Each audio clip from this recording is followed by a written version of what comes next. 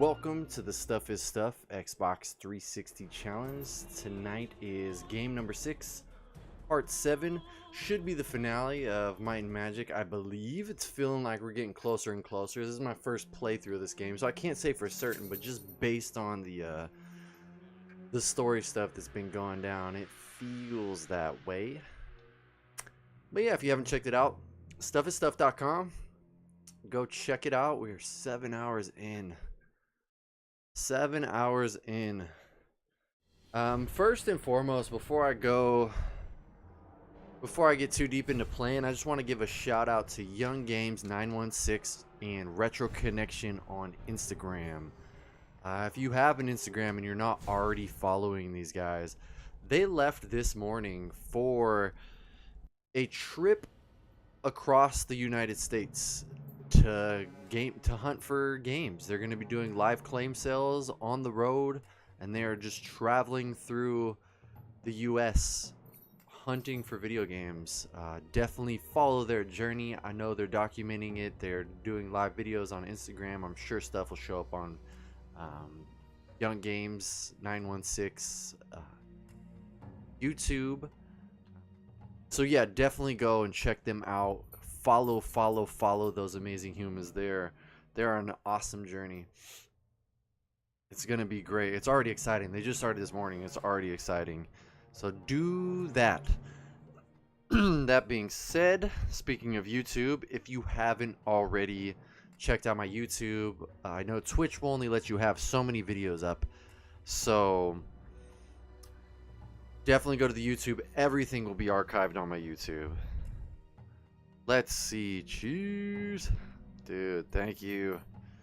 Thank you, One Up Mushroom 88 for the shout out.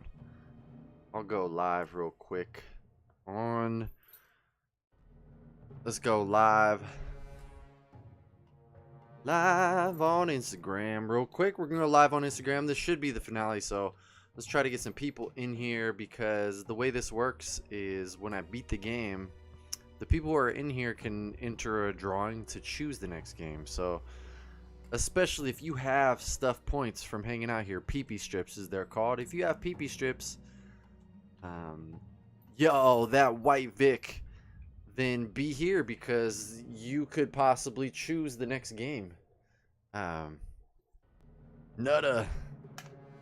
Buddha emote hype. So we're gonna resume game and we're gonna get it going. Sheem Star, what's up everybody on Instagram? Just letting you guys know I'm live on Twitch. I should be finishing up this Might and Magic tonight. That is the goal.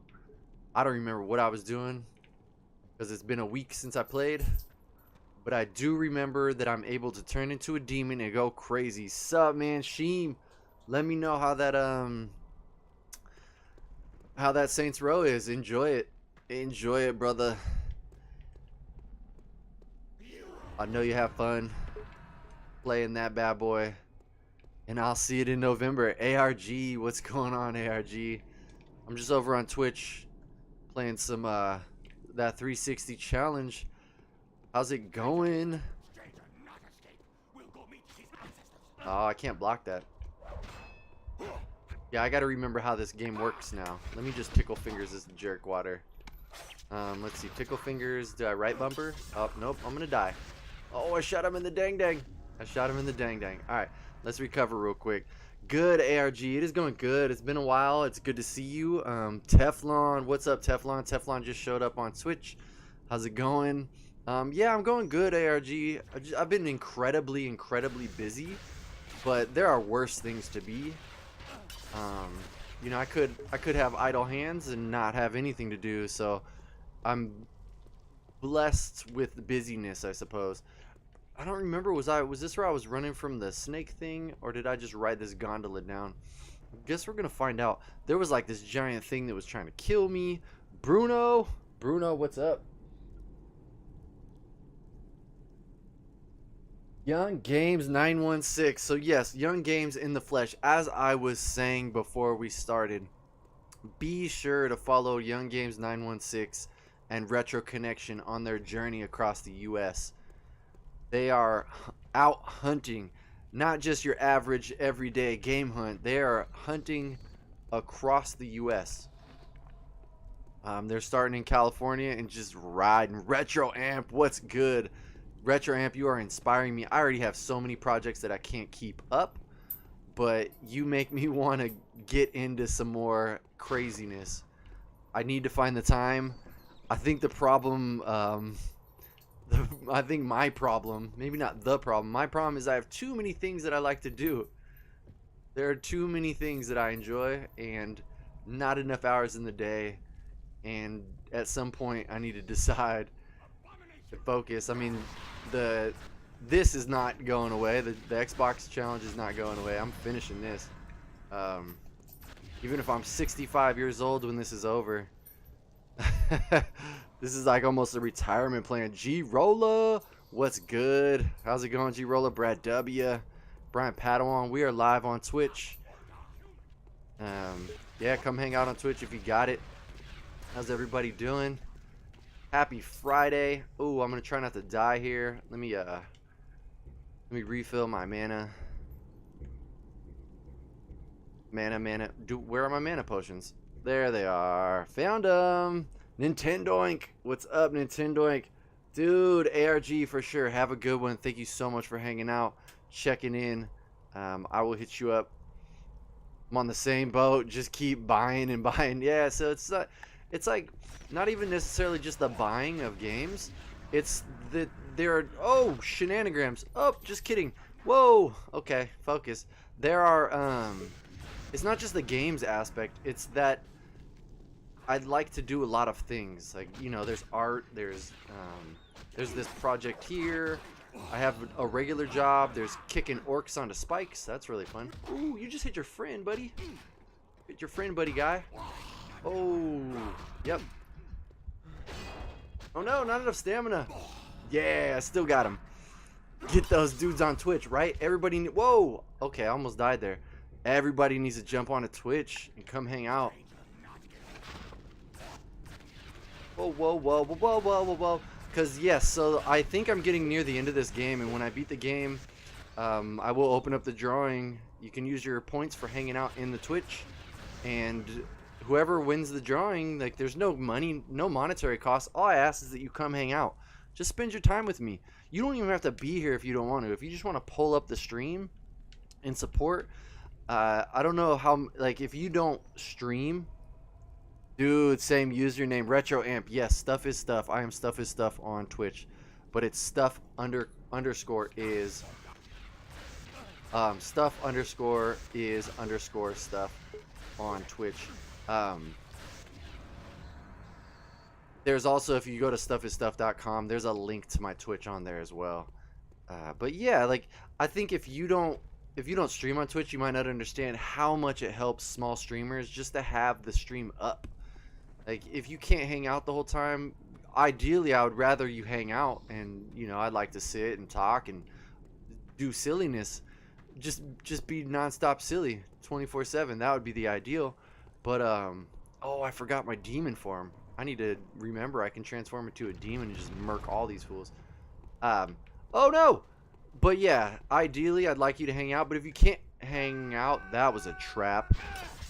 Dude, trap Retro Amp. Yo, Retro Amp, welcome to Twitch. What's good? But yeah, even if you can't hang out the whole time on Twitch, just pulling up the stream and leaving it up helps so much. Bruno, right now I'm playing Might and Magic. I'm playing Dark Messiah Might and Magic. That is the current. Alright, so I know this is gonna, I must have to jump to that. Alright, well, we're gonna go up on a Tuesday. Woo! Alright, Indiana Jones, this shit. Dude, yes, thank you for stopping by, Retro Amp. Good to see you. I could tell you, man, like I said, you are an inspiration to me and my ability to solder and fix things. It's been something. So for those who don't know, I worked at an arcade for 2 years or so back in the day. Let's see, this probably would have been, when did I work at that arcade? I would guess it was probably around 2005, maybe. Stuff for real about what you were talking about earlier, just a little at a time. Yeah, for sure, man. Thank you. These modules took me a month. Yeah, see, I want to, the thing I want to do, Retro Amp, is I want to make my own JAMA arcade harness, like from the ground up, just build my own harness. And or build my own MVS conversion to be able to play an MVS system on SCART or just on a regular TV. Like, that's the thing that I would be interested in doing. I think the thing I want to do, it's Friday, can't complain. That's right. I think the next thing I want to do, I need to recap my Turbo Express. My Turbo Express needs recapped. So that, oh, I must be able to climb up here, right? Yo, what's going on? Yeah, we're live on Twitch though, so come hang out on Twitch. If you don't have a Twitch account, dude, I'm here. What's up, iPad? Who's iPad? That's a great name. Hey, iPad's in the house. Oh no, I just kicked that thing over there. All right, let me go. Let me run and grab this. Woo! Don't. Yep, I need that. Thank you. Thank you for the relic. Twitch sucks. Hey, kicking it. That's fine. We're all allowed to have our own opinions. That's exactly how opinions work. But you know, it's a great community. Just hang out and chill.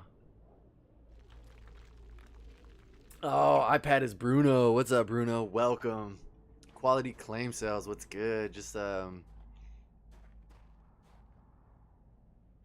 bro, yes. Let's see. What am I doing here? Once you recover the skull and free your father, it will all be yours. Try not to die. That's my main goal right now. All right, maybe I go this way. Can I? I'm scared. Scared, y'all. Oh, maybe I can shoot this and this will let me drop down. Maybe this will give me a chance. So you're saying there's a chance? Everyone loves what? Everyone loves licking them. Oh no. Yeah, well, maybe not everybody, but a lot of people might. All right, I'm gonna jump down here. I think we're and then okay, this is clever. The way they give you this bow and arrow. Oh no, going to Twitch. Good. I'll see you in a moment, Quality. Right on. Woo. All right, they give you this bow and arrow that allows you to, like, ooh, that was a whew. I heard my feetsies. I heard my feetsies jumping down. Take us back to Stonehelm. Collection item. Yeah, they give you this bow and arrow that allows you to make ropes from wooden surfaces. It's really cool. You were a dope arcade manager. Dude, thank you, man. Grand times. It's funny, Mark, because when I ran that arcade, my 100% goal was just to make sure that all the fighting games worked. I didn't care about any of the other games. It was just the fighting games that I wanted to work. Those are what I loved, and I feel like that's what everybody wanted to play. I do not still manage an arcade. I used to. That was back in the day. Going to tell the nice man that wall. That wall's a mess, too. I'm sorry. She's dead. Aaron killed her. No, I enjoyed it though. Running an arcade was a great experience. It taught me a lot about fixing arcade cabinets. It taught me how to solder. Dude, a giant Star Wars arcade cabinet, that would be sick. It was good times. I had a lot of arcade games at the time. Yes, he has. Yeah, it showed. Dude, thank you, Mark. Yeah, we had a lot of like high quality competitors that would come to our arcade, like high quality competitors. The fighting game scene in our arcade was like in the top of the food chain for Northern California, for California in general, possibly even for the US. We had a lot of very high quality people come through. So not only did I love to play the fighting games, but I had to make sure when those people showed up, if we were having tournaments, whatever it was, that they all worked perfectly. So Mark, I'm so glad that you noticed, because I put my heart and soul into making sure those things were perfect. It didn't all work out in the end. There was some shady business practices, not by myself, but you know, it was a great experience, and I loved it so much. Play Scandia out there. Yeah, Scandia, man. As much as I want to love Scandia, Scandia on paper is so good. Now, granted, I didn't go to this Scandia, but the Scandia by my house would always frustrate me to no end because I always felt like the games that I wanted to play didn't work. Like, they'd just be something simple, too. It'd just be like, oh, I need to replace a switch or, you know, something basic, a basic, simple fix. And they would not allow me to fix it. Like, no, you don't get to fix it. Even though it would take 2 seconds. We're not going to let that happen. Hey, ew, there's just enemies piling out of this Oblivion Gate thing. Oh no! Get off me, son. Oh wait, I have this thing. Demon mode! I'm gonna demon mode and tickle them all to death. Dude, get slapped. Dude, I just slap box those fools. Whiskey Tango Foxtrot, what is up? What you playing? Dad Franco, I am playing Dark Messiah Might and Magic. I think I am near the end. I can't say for sure. This is my first time I'm playing it, but it just feels like the way that the story has been building up, it feels like I am near the end. Yesterday was the first time I've been there in at least 12 years. Nice, and you had a good experience. That's awesome. I also have not been in a long time. So, to be fair, my Dreamcube, what's going on? What's up, Dreamcube? Come over to Twitch, Dreamcube. Get over here. Like Scorpion. I'm not doing the voice. You know how it sounds. You know the get over here sound. Yeah, what? What? Get murked. Oh, there's another dude. Come on. Get slapboxed by a demon. You don't even know. Yep, you got your back rubbed. You got your back rubbed to death. Ew, Strashinator. Yeah, nice, Dreamcube. I'll see you over here. Yeah, we are live on Twitch. We're all hanging out. I should be beating this game tonight. That is the goal. Hopefully it's not forever away, but it feels attainable. Dude, Retro Amp, thank you for the bits. I appreciate it. Yeah, Nintendo Inc. This is Might and Magic. This is Dark Messiah Might and Magic Elements. Can you pin your Twitch link? You know what? Let me see. I don't know. Let me Broccoli. My dog's trying to jump on my lap. Dude, of course, man. Anything helps. Honestly, RetroAmp, the thing that's biggest to me is just people being here or having the stream up. Bits are awesome. Bits definitely help. Just the fact that you would come and spend your time and hang out with me, that is priceless. That is the thing I want the most. Second most is leave the stream up and just support. But yes, nothing but love. So much love for that. I'm going to type my twitch.tv. I'm going to type my thing in here. Stuff underscore is underscore stuff. Let me see. I've never pinned a message. I was going to say a tweet. I don't know how to pin. Oh, pin comment. Twitch TV stuff is stuff. Boom. Boom. All right, got it.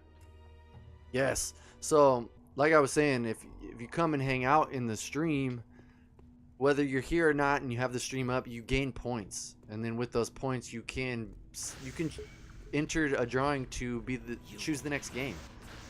I'm super excited to find out what the next game is. This game has been fun. I'm going to write a full review for it. Retro Enzo, what's up? I will be writing a full review for this game. I will also say, though, that, you know, just as a tentative thing, I feel like this game is fun.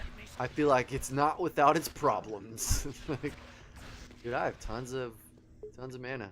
Mana. There's a forever debate of mana or mana. I don't know if it's like an actual debate, but it's a debate internally with my being. Claim 3 hookers for. Why 3? What's the magic number 3? I don't know if 12-year-olds can have those. Isn't that the decided age? I can't remember on the exact decided age of White Vic, but it was something like that. Dude, Dad Franco, thank you for the Twitch subscription with your Prime. Thank you, Dad Franco. I super appreciate it. Thank you for the sub. Gotta figure out how I can change my username. Oh, dude, yeah, there's definitely a way you can change your username because I changed mine. Mine used to be PP strips, so now the currency that you gain are PP strips. If you type !BAL, you can see your PP strips balance. How big are your PP strips? Find out today. Look for signs on the wall to help you find your way. Oh. I suppose I should pay attention to the wall. You know, I don't mind being lost. I feel like it's more fun to pay attention to chat. One Up Mushroom, thank you for the host. Thank you, thank you. Dude, I'm a straight murk this. Yep. You're getting your back rubbed by Demon. You too. Demon back rub. Oh, I patted the top of your head. That white Vic with the 650 PP strips. Whoa! Get off me, son. Dude, slapbox. I'm the slapboxing demon.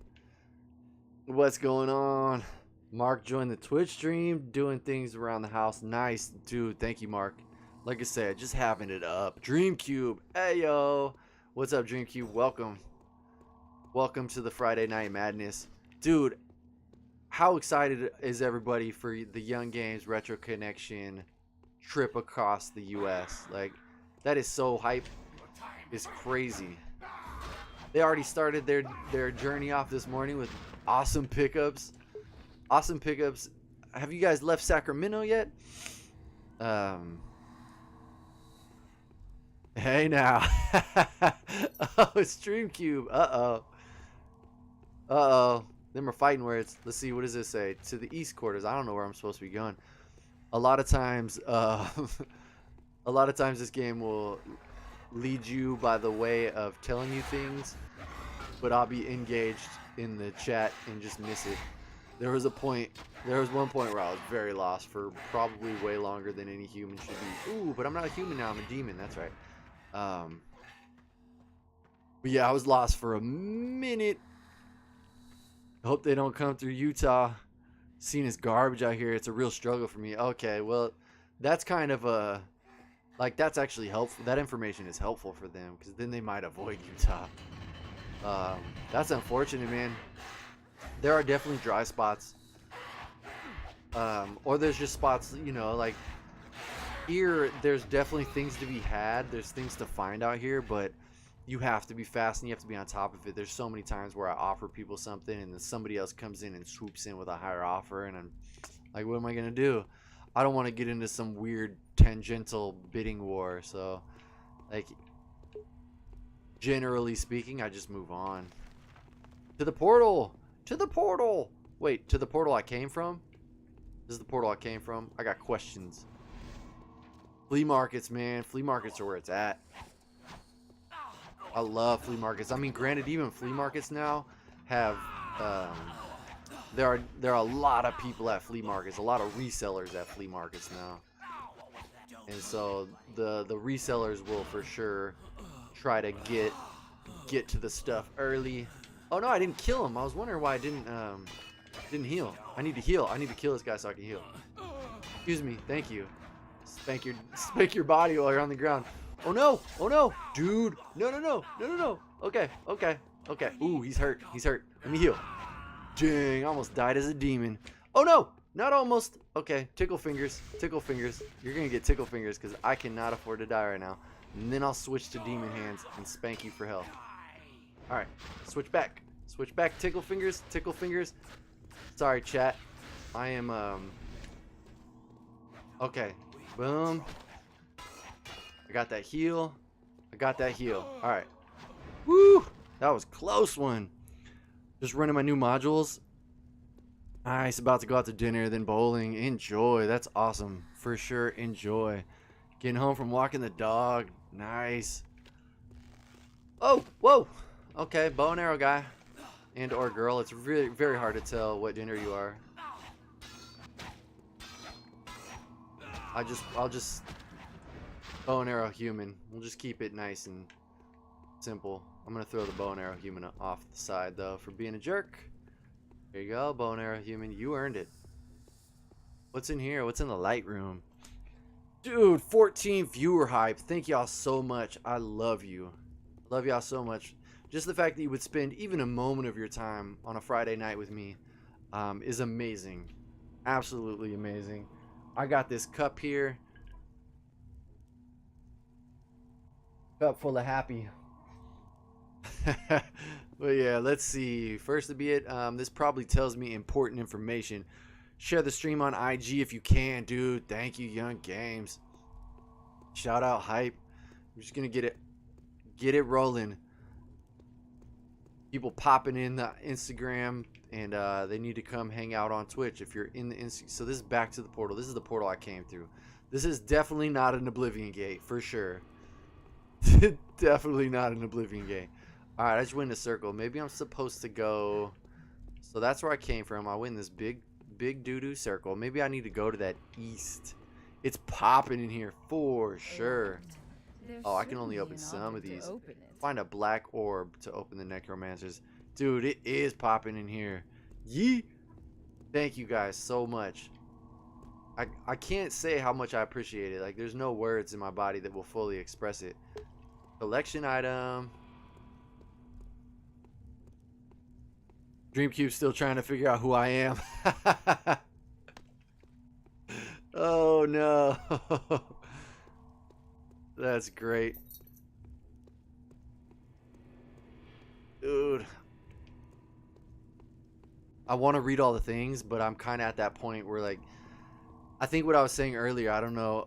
What I was saying earlier is I've been enjoying this game. I think the game has great concepts. I think it's fun when it functions correctly. Dude, Circus of Value, welcome to the madness. Matty-O, what's up? Welcome on Instagram, Matty-O.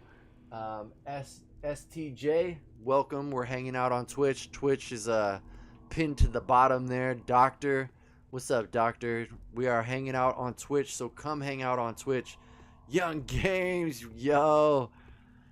Yes, thanks for coming through, man. You are very welcome. I could have stayed. I could have hung out all day if I had the time. It's always a pleasure to see you. It was amazing to meet Retro Connection in the flesh. Always great to see Zodi. Zodi's one of those people that, like, he lives so close, and yet I just don't see him enough. And I mean, I'm for sure a very busy human, and that's a thing. But everybody in this community has just been insane, and it's so amazing to be able to meet everybody in person. And your parents, dude, your parents are so cool. Your parents are super cool. Like, I could just sit and talk to them forever. Dude, and Phoenix? You can't go wrong. Phoenix is a sweetheart. I'm a sucker for dogs. Phoenix is just, oh no. Nah, dude, you can't freeze me. Don't be rude. You just die. Ooh, you got launched into bed. That's right. Go to sleep. Go to sleep. Dat baby. Oh no, Dat baby's gone. Deuces. Dude, yes. Was definitely cool to meet Retro. Always good to see Zodi. Yeah, go to sleep. You get to go to bed. You got your feet caught on fire. It is bedtime. To the cells, to the windows, to the walls. Yeah, mom and pop's hype, dude. Yes. They're so cool, man. I could talk to your parents forever. I mean, it makes sense. They raised an awesome human, so you could usually tell they definitely came from the source. You definitely came from the source. Oh, what happened? How's the road trip? Yes. Franklin, dude, Franklin, come over to Twitch, Franklin. Good to see you. I haven't seen you in a while.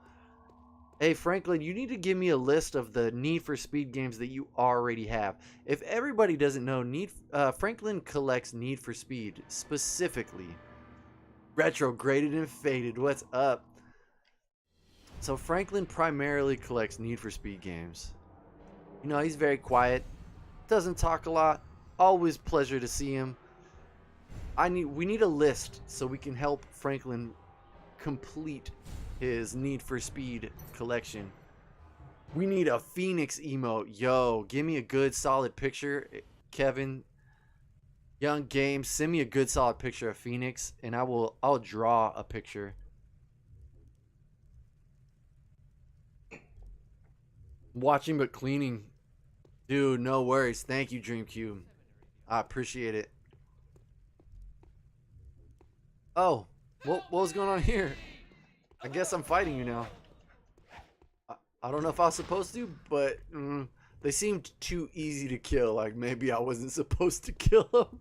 I just jumped the gun and went demon mode on them. My bad. I'm gonna drink your berry juice. I can't steal your quivers because of my class. It's crazy. As a mage, you are not allowed to use arrows. There are no arrows in this bad boy. Okay, Circus of Value. So, a spoiler alert. If anybody's planning on playing this game, it's a little late. You're already gonna get spoiled. This slapping attack. The last chapter of the game, I'm on chapter 7. It feels like I'm at the end, and it gives you this like demon ability. I can transform into a demon, and when I'm a demon, you could slap box everybody. And so I slap box everybody to death because when you kill them in the demon form, it gives you your health back. It reminds me of in Doom. I don't know if anybody played the new Doom or the latest Doom. I guess it's relatively new, but the latest Doom allowed you to transform like a demon mode as well. And same concept. When you were in that demon mode, you could extend the demon mode by killing people. So this, instead of extending your demon mode, what it is it heals you. So I can stay a demon, but if I don't kill things and I'm in demon mode, then it'll take my health. It's really cool. Oh, you played through this last year. Young, yeah, that's a good question. You, yeah, slap them to death. I just slap tickle their bodies. Dude, Salty Barnacle, in and out. That baby, in and out. I do like in and out. There's a, I always see the debate of, what is it, in and out versus Shake Shack? I've never had Shake Shack. But I would like to, because I love in and out. And if my love for video games is any indication, I don't fanboy up on anything. Or fangirl up, whatever you want it to be. I don't do it. Oh no, no. Just kidding. If it's better, I will straight up say it's better. But I want to know. Wait, what's the poop sprinkles? Where's my... Dude, I lost my slap attack. I don't know what happened. I gotta go. Oh! No. Dude, see, this is the thing though. This game breaks frequently for me. I can't get out of my demon form. It won't let me. It won't let me get out of my demon form. What if I pause it? I can't pause it either.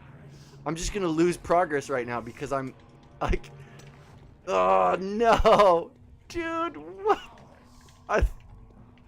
I can't get out of my demon form. I can't attack. Whatever button combination I did, the game is not happy with, and my health is. I wonder if I just run. I'm just gonna try to run because my health is diminishing, but it's also restoring because of a ring that I have. So I don't know, dude. No. Poop sprinkles, yes, dude. That's the fear. I got the poop sprinkle fear right now. I just have to run. I broke the game for the like 5th or 6th time. I found a way to break the game, and that's just the thing that's happening. So I'm gonna run, and hopefully I can hit a checkpoint that'll correct all this. I like when I dash. Yes, checkpoint reached. Now I can just jump in here and die. I'm just gonna run in here and die because. Hey, what's up, fellas? No, nobody. There we go. Why did they take so long to attack me? Like, man, I don't know about this guy. He looks like he can't attack. Like they took pity on me for a moment. Almost in Bakersfield. Nice. Connected a keyboard to your Xbox. Dude, that's sick. Your Xbox One?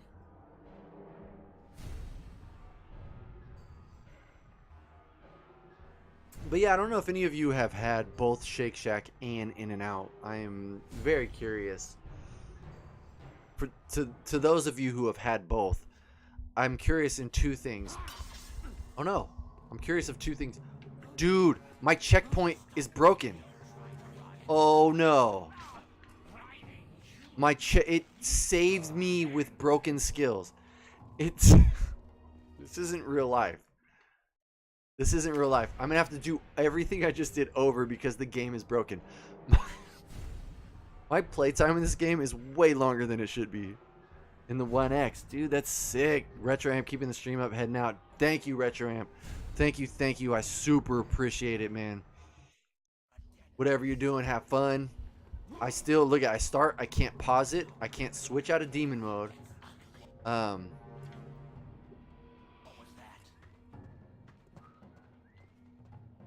can't kick. Dude, this is outrageous.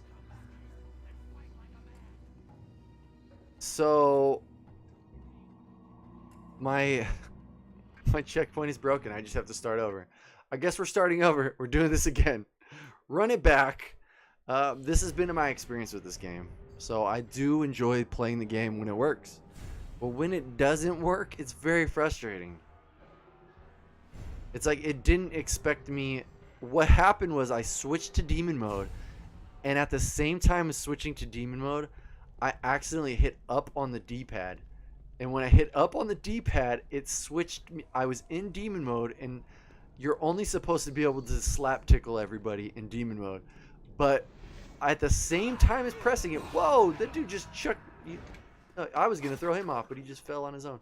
But because I did him at the same time, it put me in demon mode with the bow and arrow. And that broke everything. As soon as I put that bow and arrow away, I couldn't pull a weapon out. I couldn't slap tickle anybody anymore. It just broke. I'm tempted to get back where I was and try to recreate it.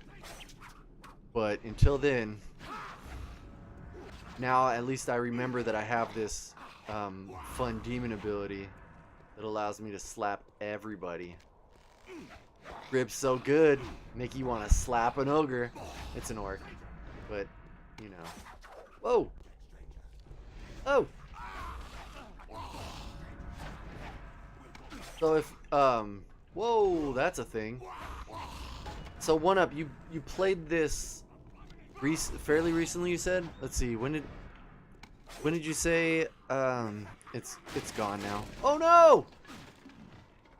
Dude, you knocked it on yourself, and I'm just gonna punch your body while it's on the ground like a jerk. No. Dude, get tickled. Yep. Touch it. Oh no! Dude, none of that. None of that. Get out of here. Alright. Oh, played the latest Doom. That makes more sense. I had questions about this to see relative, like how close I am to the end. At this point, I'm just trying to rush back to where I was because I lost all that Oh! Forgot about that already. Woo! Dun, dun, dun, dun, dun, dun, dun.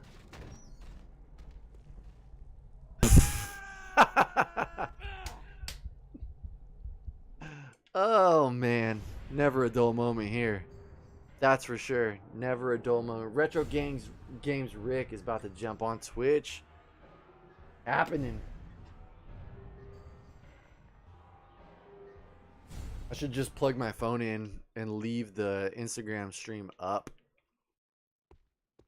Alright, was this? Yeah, we're back here. Dun, dun, dun, dun, dun, dun. I tried to run and it didn't work. I tried to run jump and I screwed it up. Never played Dark Messiah. So as I was saying, so far, oh my gosh, so far I'm not upset that I played this game. I would still recommend playing the game. Just if I have any suggestion at all, if you're choosing to embark on this endeavor, is save often. Save early and save often, because it is very, very broken at times. As you got to witness, not only was it broken, but it broke my save. or it broke my checkpoint. I thought I could just run to a checkpoint and then die and it would fix everything. But it straight up saved the checkpoint with the brokenness. So that would be my word to the wise for anybody considering playing this game. Just save early, save often. Which is probably a good rule for anything, unless you're going for some specific achievement or whatever. Save early, save often. So I am looking into getting a Neo Geo MVS system. So many issues with this game while you've been playing it. Yeah. Dude, the game is very fun. When it works, it's so... I'm going to save now.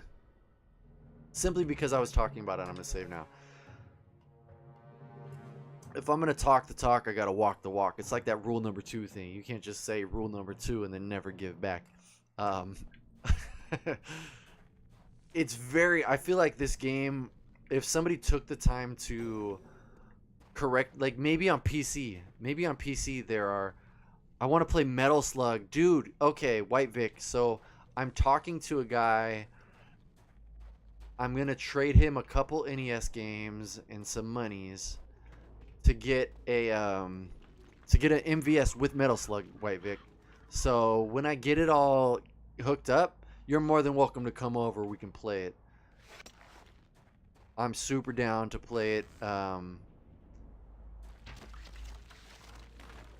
So he initially was selling it. He's selling it with King of the Monsters initially, and I do love King of the Monsters, but we've been working out a deal. We've been talking for a couple days, and what's it called? We basically so far have ended up at it's going to be Metal Slug instead of King of the Monsters. The single cart MVS system. And then And once you recover the skull and free your that father, should be it will all good. be yours. Dude, I want a Neo Geo so badly. So my suggestion, Dreamcube, if you're looking for a Neo Geo, my suggestion, like the AES system, the home system of the Neo Geo is really cool. But if all you want to do is play Neo Geo games, my suggestion to anyone would be to get an MVS system, get the arcade system, because those people have figured out ways to consoleize them. So you can get an MVS consoleized. Usually they're like 200, 250 bucks if you just want to get it straight up. But the arcade carts are so much cheaper than the home carts. That's one thing. So like an arcade card of Metal Slug, you're talking like 60 bucks. A home card of Metal Slug, you're talking like 4 or 5, maybe three to $500 depending. $250 though, you can get a consoleized MVS system.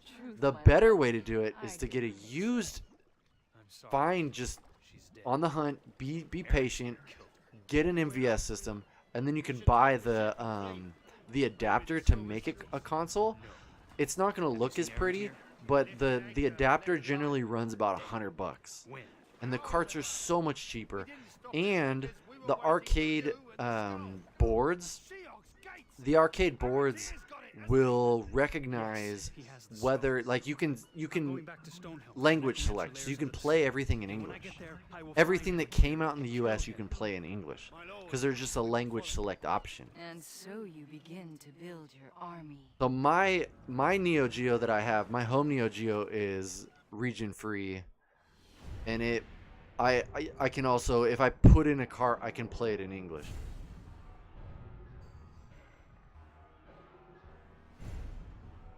Yeah, man, it's a great alternative because you can find them. So I used to have a bunch of arcade cabinets. Now I think I'm gonna have one cabinet. There's a project cabinet in the garage right now. I think I'm gonna finish the project cabinet, and I'm gonna put a JAMA harness in it, so I have the option for JAMA boards. Just because there's something about the arcade purists, like some things just are better when they're arcade perfect. Wait, can I just jump into the portal? No, I gotta. Oh no, I can't. Woo! What? I jumped into your not Oblivion gate. Oh no, there's so many of them. No! Ah! Dude, slap tickle. Slap tickle. Slap tickle your body. Nobody loves you. Your mother doesn't love you.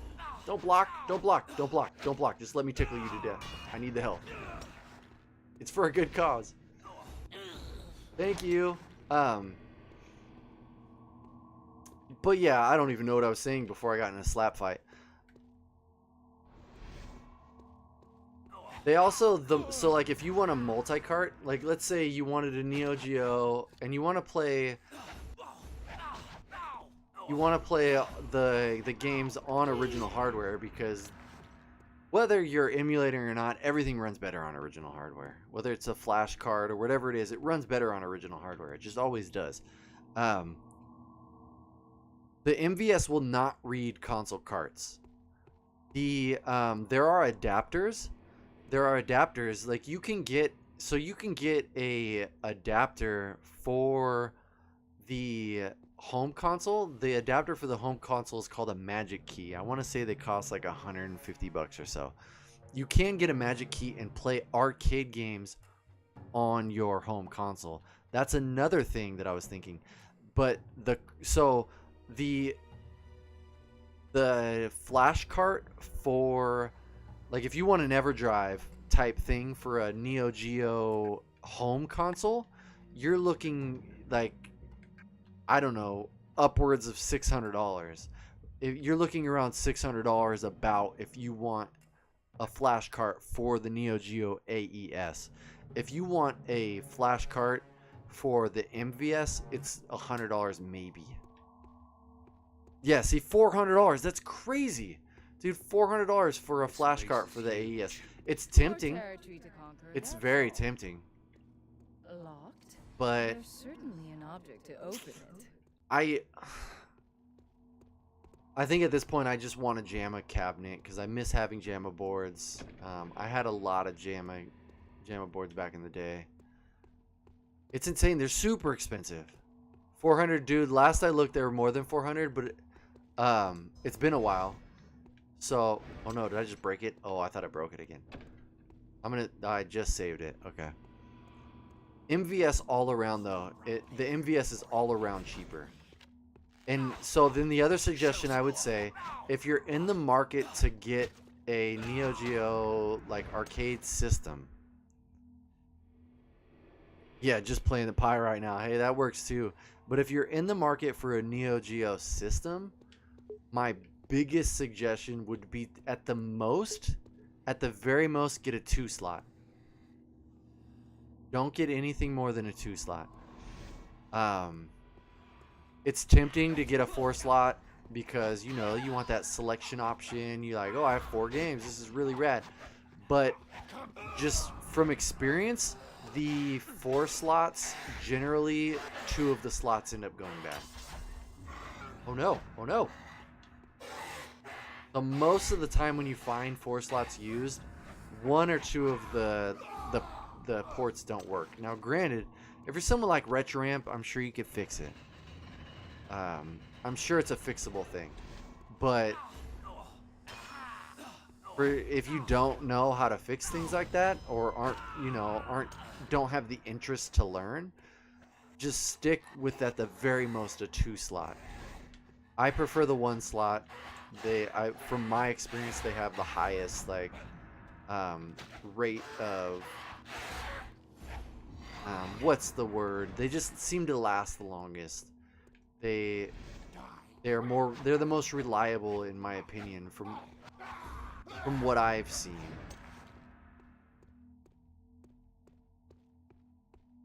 Yeah, for sure, DreamCube. Please do. Neo Geo. If I was gonna stop collecting everything else, I would still collect Neo Geo. It's very expensive. There's been many times where I've considered getting rid of everything else and just collecting Neo Geo. I don't know if you guys follow. I think it's Emerald Coast or Emeralds. Yeah, I think it's Emerald Coast. Super cool dude. He has a very solid Neo Geo collection. Very solid. And I've spoken to him about it. There's a, yeah, Emerald Coast is the man, right? He's super cool, super down to earth. He's for sure a meathead, but that's one of the appeals about him. Like, because he's super nice and super personable.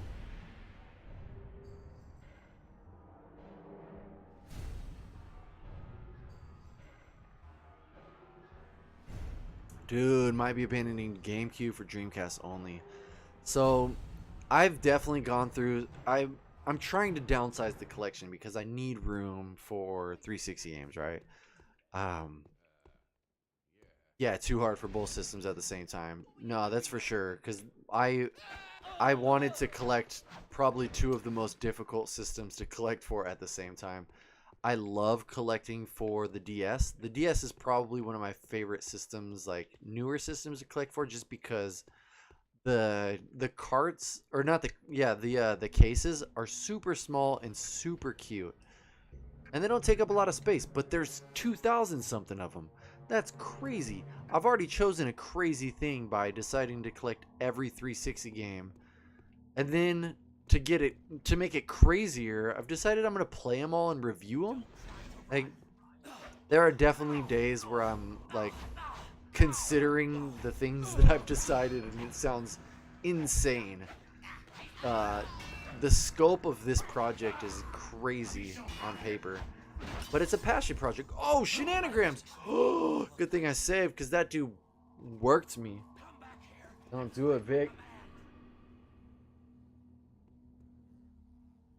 Yeah, Vic. So, what I ended up doing with my Super Nintendo stuff was I didn't abandon the Super Nintendo, but I made a very conscious decision what Super Nintendo games I wanted to keep forever.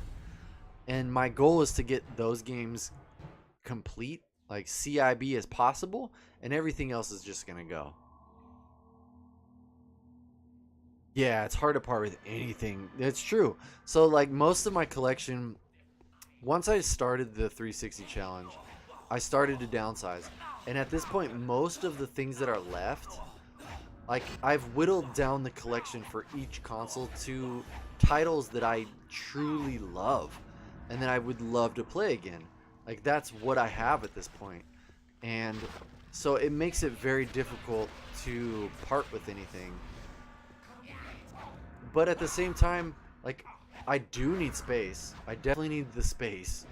And when I started collecting again, because I don't know, I've spoken to some people about this.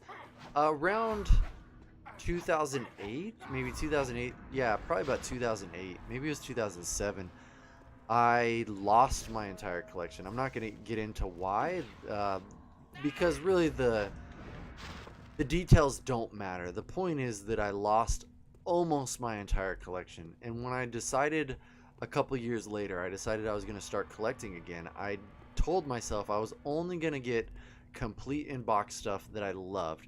And then you start getting games and you're like, this is fun. I want all of them. I want all the things. And it's very difficult to not have that impulse to, like, want everything. And I don't want to, like, there's no judgment. If you want to own all the things, dude, more power to you. Like, I support that 100%. I think that's really cool, and it's a fun, like, project. It's a fun thing to work on. But for me personally, I think this is where, for those who don't know, this is where the name Stuff is Stuff comes from. Is after losing almost my entire collection, and I had things at that time that are arguably irreplaceable. I will probably never ever in my collecting journey see a lot of those things again. But I realized that at the end of the day, stuff is just stuff. And I can't measure my self-worth based off of things. At that time, I was collecting things because I was unhappy with my personal life. I was unhappy with myself. There were a lot of things involved in my personal journey at that point, and I was measuring my self-worth by collecting and gathering as much things as I could. Dredgen, what's good? What's up on Instagram? Dredgen, come over to Twitch if you can. If you got a Twitch, come over. Happy Friday. Good to see you. I love you, brother. Stuff is just stuff. Exactly, man. So it taught me a valuable lesson that stuff is just stuff. And if you're measuring your self-worth by stuff, you need to find a new happiness. You need to find a new path in your life. Look for something else. There's something else out there for you. I'm not going to say we all have a purpose, because I don't know what this is. But we all have a purpose within ourselves. And that purpose is just to be the best human that you can be. And don't focus on measuring yourself to other people either. There's a big problem with comparison. And I don't know who said it, but there's a very popular quote that comparison is the thief of joy. And it's so true. Comparison is definitely the thief of joy. The moment you start comparing yourself to other people, or you start being like, why this, why that, why not me, is when it starts to get super weird. And it starts to get weird not because of outside influences. It's all 100% on you. Like, most of what we deal with in this human existence is perspective. And like, if you can have a healthy, solid perspective, you're gonna be happy no matter where you are. You can find happiness. But it's all about finding that perspective. And I think a big part is finding the things you truly love and focusing on them. Like, don't be afraid to put in work for the things that you love. And usually 9 times out of 10, the things that are worth doing are difficult. Difficult. Most of the things that are worth doing in whatever this existence is are very difficult. But they're rewarding because they're difficult. If they weren't difficult, everybody would do them. And then is that rewarding if everybody does them?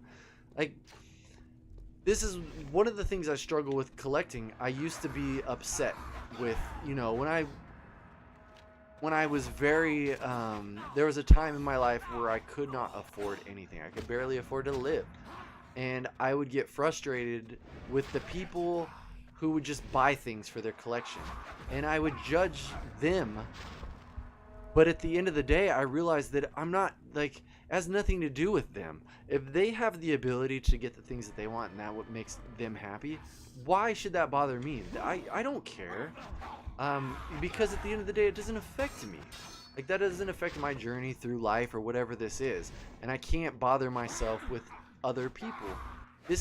Everybody has their own journey, and at the end of the day, if everybody's looking for the meaning of life, I don't know what it is, but for me, the meaning of life is happiness. And happiness to me means being myself 100% of the time and just focusing on the things that are in my control. But yeah, that's my rant for now.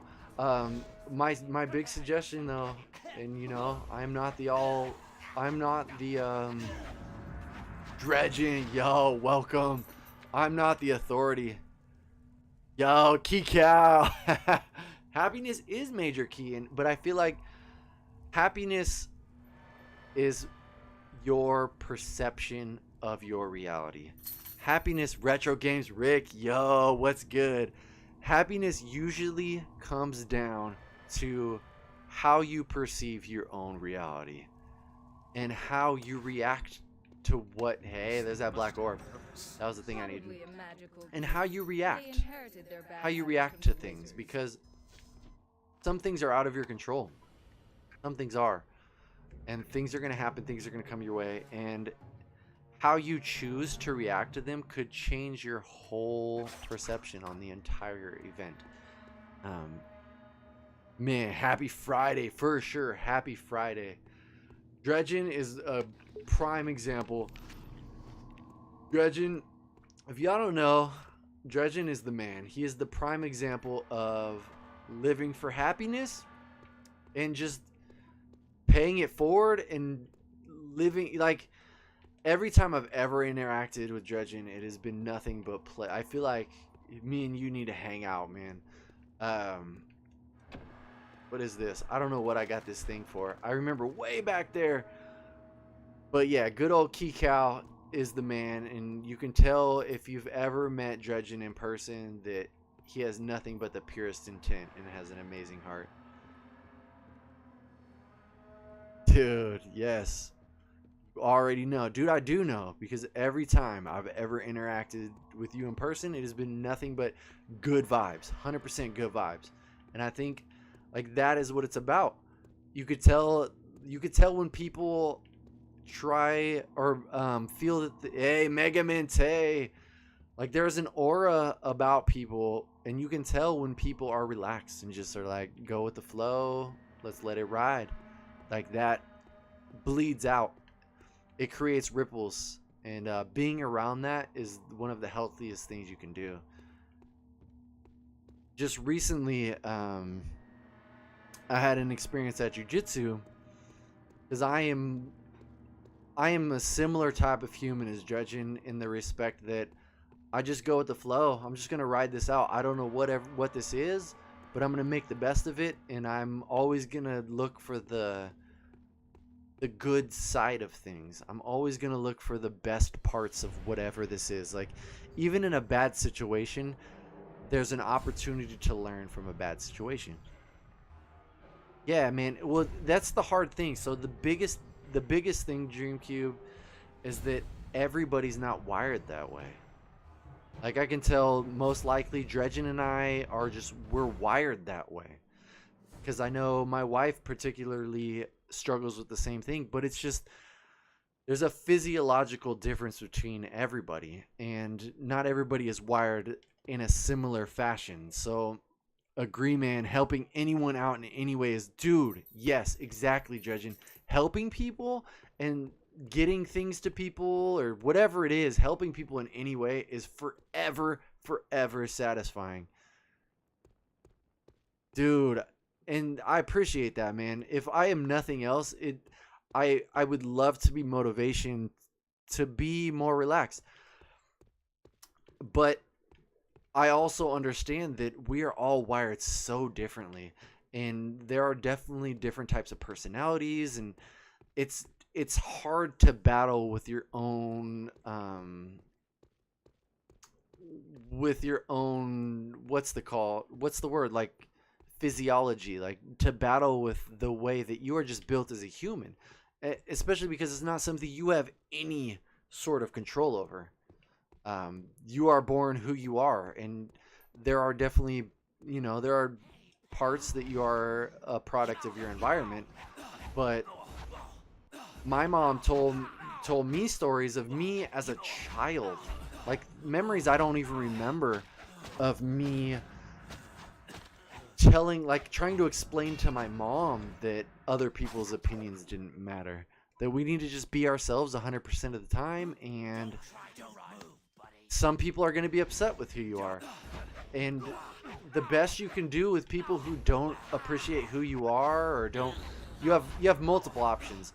The two strongest options for people who don't appreciate you or don't respect you or whatever, you can either not deal with them at all, or just show them as much love as you have in your body, and just give them love regardless.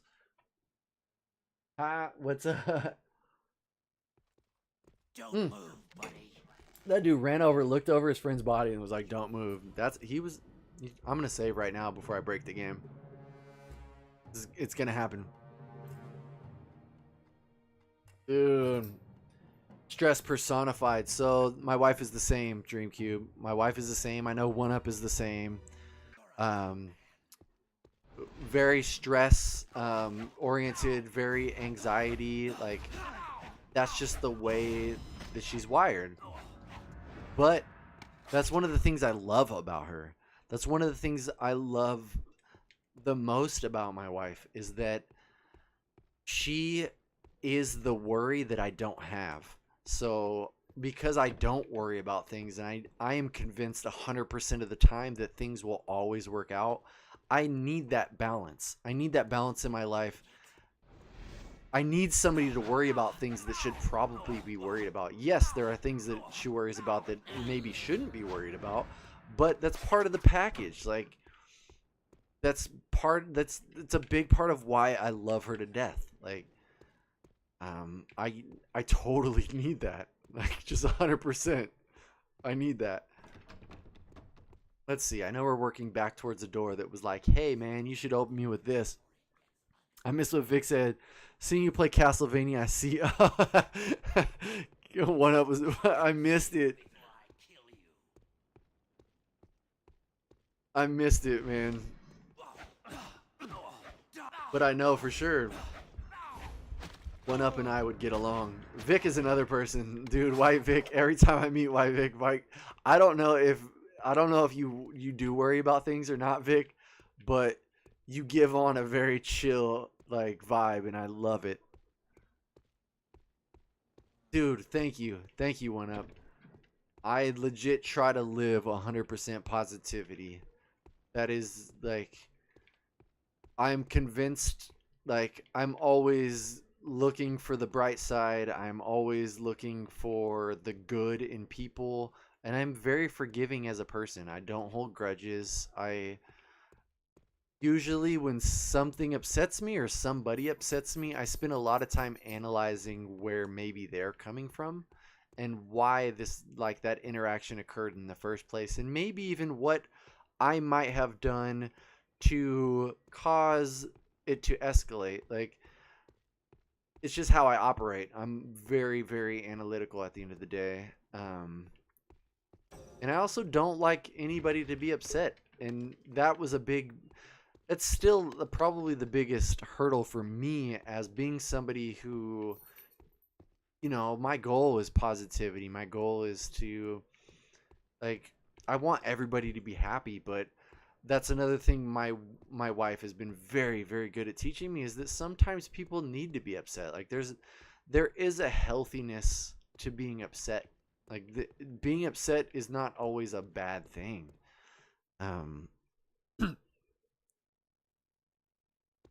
Yeah.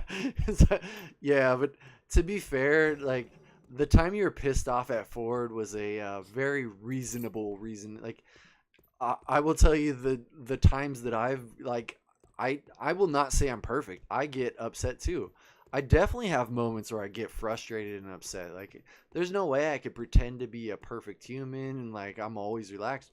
For sure I get frustrated, and usually it's either dealing with robots. I don't like dealing with automated systems. I want to talk to a human, because I feel like when you talk to a human, there's a way to find a middle ground. There's a way to relate to somebody and work something out. But when you're talking to a robot, robots do not give a fuck about you. Like, robots do not care, and it's very difficult for me to sit and talk it to something that, like, I hate navigating phone trees, dude. Phone trees are maddening to me, especially when a phone tree loops you back to where you started. If a phone tree loops me back to where I started, that is the thing that makes my blood boil.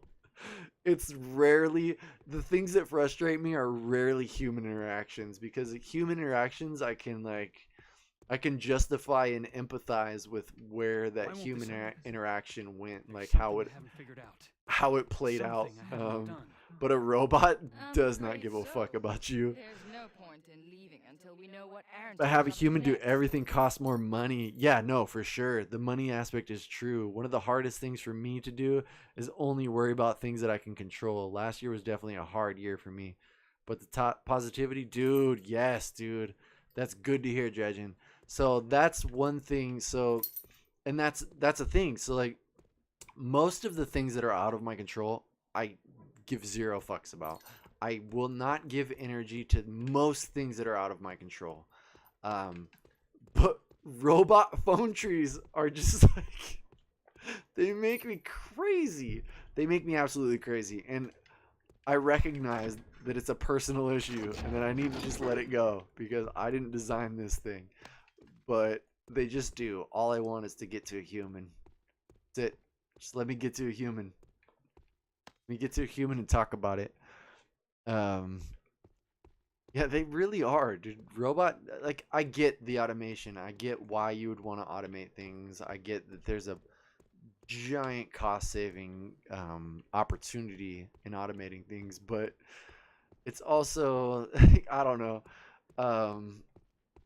As a consumer, as a person, wait, is that where I need to go? How do I get down there? As a consumer, it's very frustrating. Why won't this open? Luckily, so as I was saying, I just recently had an I'm afraid so. a thing in jujitsu, an interaction in jujitsu, because I'm also even in jujitsu, I'm very relaxed. I am a very relaxed person in high stress situations, and I wasn't initially in those particular high stress situations. I was not initially relaxed. I think it took learning I think it took learning in jiu-jitsu specifically. I think it took learning like what defenses I have, and learning that in order for me to get better, I need to not spaz out. I need to be calm and assess every situation. And jiu-jitsu has been a big my wife gets so frustrated because I attribute jiu-jitsu to a lot of things, but or to helping me with a lot of things, but jiu-jitsu definitely taught me that the more calm you can be in a high stress situation, the better the outcome will be from that situation. Always. Always, always, always. The like whenever some crazy thing comes up, the more calm that you can remain, the more sound of mind you have when you react to that situation. And the more sound of mind you have, the better your reaction is going to be. But I'm not going to pretend that that's easy. Like, it's learning to notice when your adrenaline is rushing and when that heightened sense of like stress shows up. And but yeah, I had an interaction recently with a person that is outranks me. Very, very nice person, but they dude need to be a motivational speaker. Hey man, I've considered it. Honestly, I've seen some of these people who are motivational speakers, and there are times when I'm like, maybe I could do that, but then my ego is like, nah, man, slow down, slow down. So I appreciate that a lot. That means a lot to me. Dude, thank you, One Up. Maybe I should consider this. But in this interaction, this person outranks me. They are technically, like, on a technical level, they are better than me. And we were rolling, and the way that I roll, for those who don't know what a roll is, if you aren't familiar with jiu-jitsu, when you roll, you are generally starting from your knees, you slap hands, you bump fists, and then you go. And it's like basically like a competition in a sense. So it's basically like training for a competition. So this is what a competition would be like. Now I'm going to go and I'm going to test my skills. The way that a lot of people roll, we have a very competitive school, and the way that a lot of people that roll in my school are highly competitive. They want to win, they want to succeed. And as opposed to the way that I roll, look, I'm just running around in circles. I don't know where I'm supposed to be going in this game, but I don't even care because I'm hanging out and I get to talk to you guys. And that, like, the fact that I'm lost in this game, I don't even care because I get to talk to you guys. I get a rant. And you guys appreciate my rant. That makes it better. But the way that I roll is that I rely 100% on technique. And if my technique fails, if at any point my technique fails, I just relinquish my position. So if I'm fighting for a position and I make a move and the move is incorrect and they make the correct response, I relax and I allow them to rant hype. I allow them to have that response. And then let's say I'm fighting him. I don't want him to get to the side of my body, which is side control. If they make the correct decision and I make the wrong decision, stuff motivates Tony Robbins, and I make the wrong decision, I will let them have that because I recognize that I made a wrong decision and they should be rewarded for their correct decision.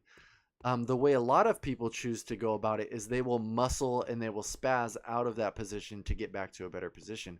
But my interests lay mostly in letting that person now settle into the position that they rightfully earned and adjusting from there. So if I let them get my side, now I have to think about, okay, now they have my side.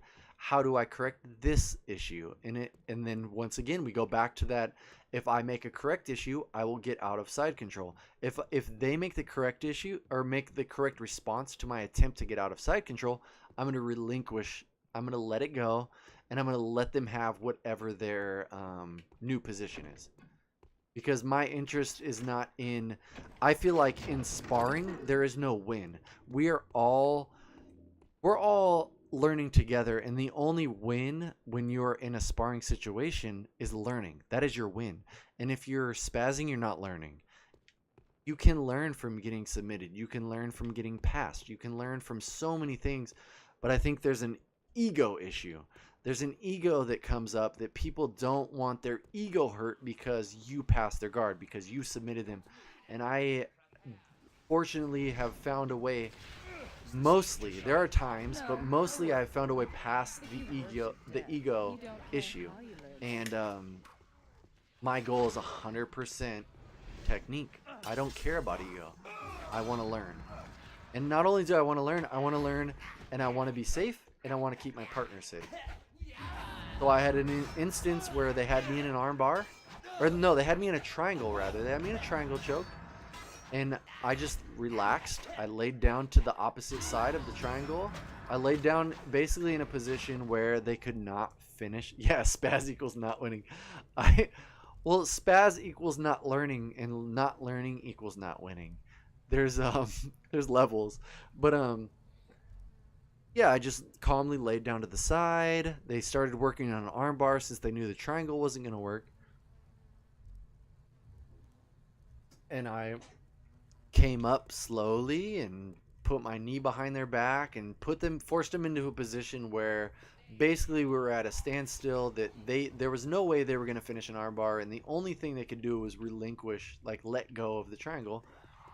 And we talked about it afterwards, and it reinforced... Luckily, it reinforced my thought that in a lot of high-stress situations, solve for X, exactly, solve for X. In a lot of high-stress situations, whatever that high-stress situation is, the more calm you can be, the better you'll react. And if you don't react correctly, most people... I will say that I'm guilty of this as well. Most people, I'm going to save right now before I fuck this up. Most people, when they make a poor decision or they react incorrectly or whatever the situation is, will beat themselves up over it. You'll be like, why did I do that? I'm a jerk. Like, and you'll, not you specifically, but people humans tend to beat themselves up and overthink the situation that occurred. Oh, can I not kill this guy like this? Okay, let's do this. So rather than beat yourself up over a situation that is now out of your control, because this already happened. Whatever happened has now occurred. You've made your decision, whether it was right or wrong, and you're going to live with that decision. So you have two choices. You can beat yourself up over it, or you can analyze why that occurred. And in the analyzation of why that it occurred, you can find a solution to not do that again in the future. But if you beat yourself up over what happened, it's very difficult to come to a conclusion on to how to correct that in the future, and you're more likely to repeat that same issue. So there's no benefit in beating yourself up. There's a lot of benefit in analyzing why that occurred in the first place. And, you know, whatever it is, you can empathize with the other person and try to understand why they reacted the way you did or the way they did. And then from that point, analyze why you reacted in kind. Like, what did they do that caused me to react this way? And what did I do that made them react to me in kind? So instead of beating yourself up over it, think about why it occurred, because the more you think about the whys, the more likely you are to correct the situation in the future. The more you think about, I messed up, I did this, why did I do that? You're gonna run through the same cyclical infinity sign pattern. It's funny because I was talking to my wife the other night, and I was thinking that maybe that's what life is. Maybe so. DM Gaming came and left. Bye, DM. I love you. Um, I feel like the more that I've thought about this and the more time I've given to this, the more I've started to think that maybe Hinduism, and like, I don't want to get religion into this, but this is just a theory. Um, maybe they have a good idea, or Buddhism, where life is all about noticing patterns and correcting issues and breaking patterns, because it's very easy to get stuck in the same pattern, whatever it is, whatever that pattern is. It's very easy to get stuck into patterns, especially self-deprecating patterns. Self-deprecating patterns are some of the worst patterns, because they are the easiest to get stuck into, because you are always with yourself. You are always stuck with your thoughts. 100% of the time you're stuck with your thoughts. So it's so easy to get into a self-deprecating pattern.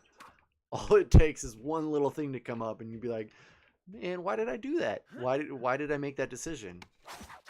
I'm such an idiot. I did this thing. I'm so dumb. I did this thing. Like, rather than being so dumb, I did this thing, it needs to be more, why did I do this thing? Why did this occur? I don't know. It's just, for sure, rant's over. I will stop ranting. These are just things I lay awake at night thinking about. Like, how do we make this whole human experience better for everybody? I mean, a lot of people, I can't say rant over. Look at here I go. I'm just gonna rant forever. There are many people that will say that the answer is love, which I won't say that love isn't the answer, but I think like stronger than love. Motivational rant though. I appreciate it. Stronger. I think the thing. So love is. I just missed what that said. Love is a very strong, a strong and great motivator. But I think almost more important than love is empathy. Empathy is probably one of the most important things you can do to better your human experience.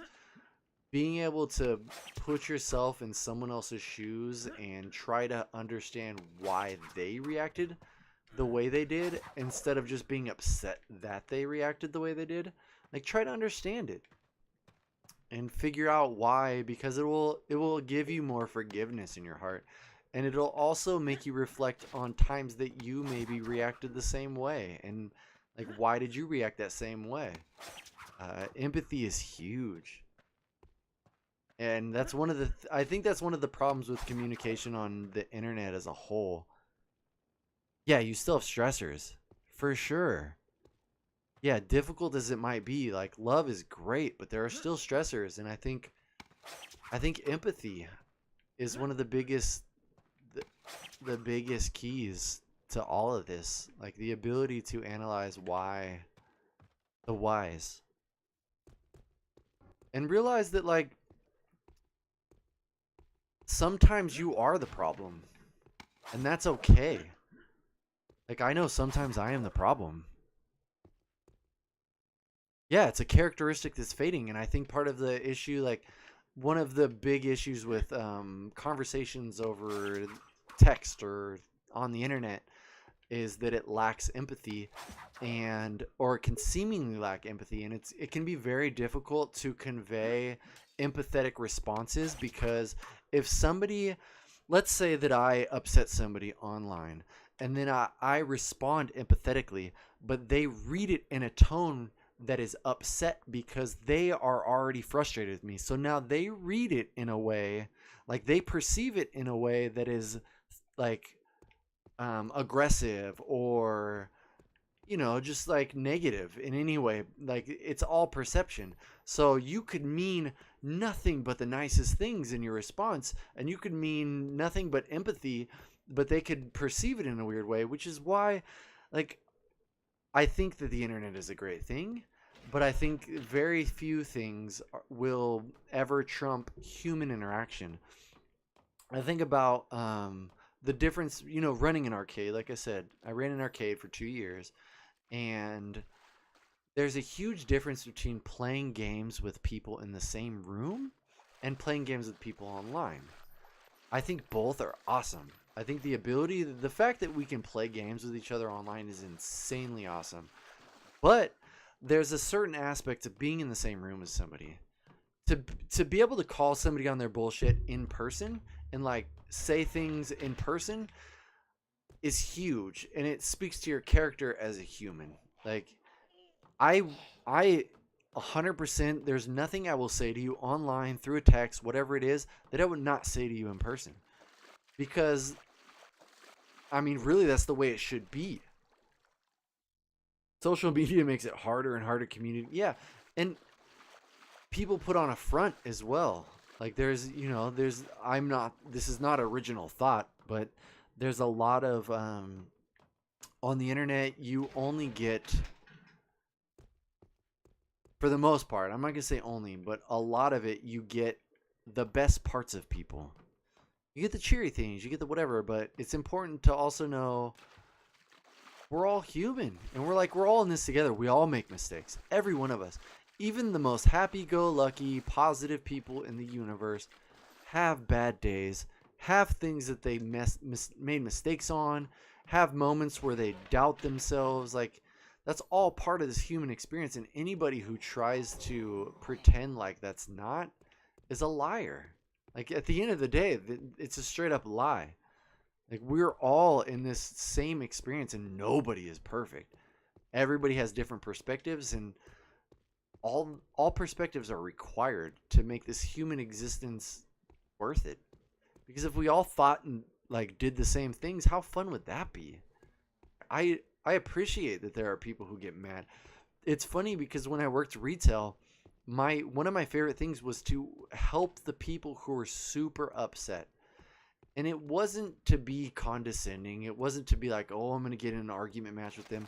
My goal 100% of the time when I dealt with upset people was I wanted to put them in a situation where they reflected on why they were being upset. I was going to be as nice as I possibly could in the interaction, and I just wanted them to reflect on why this occurred. That's it. There was no I was just going to be nice because at the end of the day, they were not going to affect my day. That's very deep. This is the best stream. Dude, thank you. Thank you, what up? But yeah, I refuse to let somebody who is having a bad day affect my day. If anything, if somebody's having a bad day, I want to do everything I can to affect their day. Whoa, I just broke this body. It's stuck in a weird angle. I don't know where I'm going. But yeah, my goal 100% of the time was to affect their day in a positive way. And with people who are upset, a lot of times when people are upset, they don't want to be anything but upset. Like when you are to the point where you are not just upset, but you are expressing your anger or frustrations on a total stranger. Like if you are at the point where you're expressing your anger and frustrations on a total stranger, you are having a bad day. Like period. You are having a bad day at that point. And I luckily got to a point where I realized that has nothing to do with me. You're upset, like your level of frustration, how upset you are, has nothing to do with me. And it's all going to be like everything that you do to make me upset, to bring me to your level at that point, is going to be water on a duck's back. Because, when people are that upset that they're going to take it out on a random person they actually do not know, their goal 100% of the time is to take you down with them. Like they have no interest in being like corrected. They don't want to be happy. They don't want to like deal with somebody who's happy. That is not the thing. They want to be mad and they want to make other people mad with them. So the more that you can let it be water on a duck's back and not let it affect you, and realize that this anger and frustration that is coming at you has nothing to do with you, 100% nothing to do with you. You are just the closest person to them at that point of frustration, the easier it is to deal with all of it.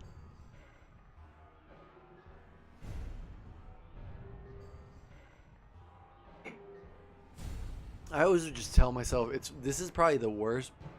Seriously, dude, you should be looking into doing some type of motivational podcast or stream. Dude, I appreciate it, Mega Man. Your voice alone is calming and present. Dude, thank you, Mega. Dad Franco, I second the voice. You need a podcast. So, just so you know, I am working on a podcast. That is on the list of things to do. One of them, you already know, I have many projects. Podcast is one of them. This is a motivational stream, games and life lessons. I'm just glad that you guys appreciate it, that everybody here appreciates it, because these are things that I have in my body all the time. And what's unfortunate is usually the times that I'm trying to express this to people, like these ideals and just overall perspectives, usually when I'm trying to explain this to people, they're already in an upset situation. Broad reach with this one. And it's very, very, very difficult. As I was saying before, it's very difficult to make people who are in a bad mood, in a whatever the funk is, it's very difficult to make those people not be in that mood. So your goal at that point, if you ever encounter somebody in that situation, your goal, from my experience, should not be to reverse their attitude or, dude, for sure, dude, I appreciate it. In my opinion, the goal when you deal with I don't want to say crazy, because we're all crazy. The goal when you're dealing with somebody in a bad situation is not to correct that situation, because most of the time they have no interest in correcting that situation. They want to bring you down. Be as kind as you can in that instance. Find everything in your being to be as kind as you can in that instance, and do nothing that is make your best attempt to do nothing that is going to escalate that situation, because at the end of the day, dude, thank you. At the end of the day, usually, from my experience in retail, usually the people who are super mad or super frustrated or are taking it out on you because you're the closest person will come back and apologize if you do not escalate the situation. If you are nothing but empathetic and just do your best, you don't have, never, this is my opinion, do not apologize to somebody who is being mean. Or do not say I'm sorry, rather. Don't say I'm sorry, because this is not your issue. Apologize. Do not say I'm sorry. Because I'm sorry is admitting guilt. This is semantics and little things. I'm sorry is admitting guilt. And I don't know if people realize this or not, but there is a thing in the brain, in the human language, when you're interacting. Y'all are the real MVP for sure. Yeah, all the time. So when you say I'm sorry, you are 100% in that person's mind admitting guilt. Because what happens when we're kids and we're doing something bad? People say you're sorry. Whatever it is, the mistake, whatever it is, say you're sorry. So people are conditioned for the most part to hear I'm sorry. And when they hear I'm sorry, in their mind, that is you admitting guilt. Yeah, working retail can be very stressful, but working retail has taught me so much about humans, just how we are as beings. So try your best to not say I'm sorry and apologize, because there's something on an empathetic level that when you say I apologize, it's a different reaction in the brain. You're no longer admitting guilt for something. You're no longer admitting fault. You're apologizing for the broad situation. I'm apologizing that this is a thing. but I am by no means a part of this thing, other than I am here at this moment in time. But once again, that all comes back down to empathy and the importance of empathy. Oh, shenanigans. All right, let me run from these ding holes. I want to try something different. Inferno, flame arrow. What's Inferno? Projectile. Oh, you can guide it. Fire trap. Yep. Oh no. Wait, what just happened? Sorry, I'm switching things. Yeah, I don't know. I think everybody should at some point do some sort of retail. There is a part of me that feels like, usually when you deal with somebody who has never worked. Oh no, I'm about to die. Usually you can tell when you deal with somebody who has never, never done retail, because they don't know how to interact with people. They don't understand that it's not all about them. Usually, like, you can usually pick out the people who have never worked retail. That usually the people who are the best to deal with are people who have not just worked retail, but have worked like food service or things like that. Food service is tough. But yeah, I don't know. These are just the things that help keep me positive. They help keep me positive in stressful situations. They help keep me positive in situations where, you feel like things are out of your control. I can tell you for sure, my biggest struggle with dealing with people who are extra mad, or the thing that I would routinely do prior to now, was when people were being extra, when people are not only just upset, but they're being extra ridiculous, for a lack of a better word. They're being extra ridiculous at that time, and they're just being overall unreasonable, and they're making a fuss, and you can tell they're trying to rile you up. Like, that is their goal at that point, is 100% to try to rile you up. The problem that I ran to before is I was very cocky. I was just a young kid. I've always felt this way in general, but I didn't 100% have the perspective that I have now. Also, not accepting your present as your future. I did this for too long. Got stuck in a decade long. Yeah, for sure, dude. For sure. Finally making moves. Your present is 100% not your future. And I will touch on that in a moment if you're interested. But the thing that I used to do when I was younger, and I thought I had it all figured out, was because I've always been more or less chill when it comes to just being a human. The thing that I had an issue with was when people would be super unruly, super crazy, whatever. Not crazy. We're all crazy. I don't want to use the word crazy, because I feel like if we entertain the word crazy, we have to entertain all of us, because everybody's crazy in their own way. We're all just different types of crazy, period. But whenever somebody was being unruly, or I felt like they were trying to egg me on, I would laugh. And it was a nervous laugh. It was a nervous laugh because I didn't know how else to deal with the situation. I was just like, why is this a thing that's in your body? And like, why are you taking this out on me? And I found it comedic almost. Dude, thank you, Dreamcube. Yeah,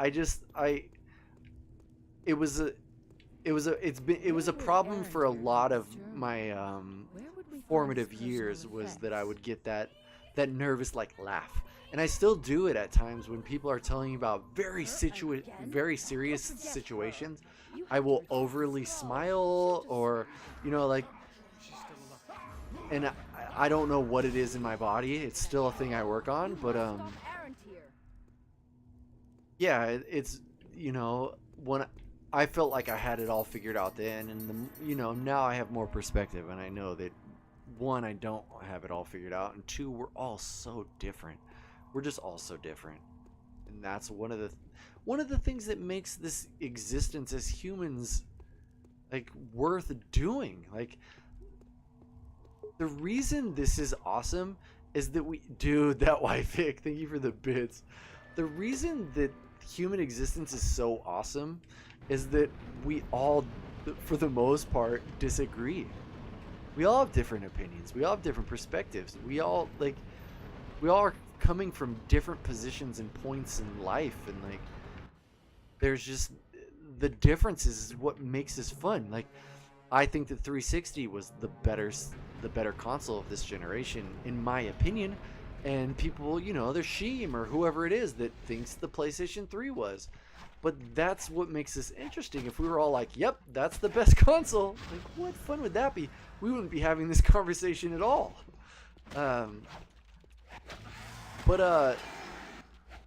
That's the thing you're saying about your present being your future is huge, because it's very, very easy to get stuck in a rut, and it's very easy to fall back on like poor me mentalities. Like poor me mentalities, I almost feel like the poor me mentality is built into all of us, and it's a test.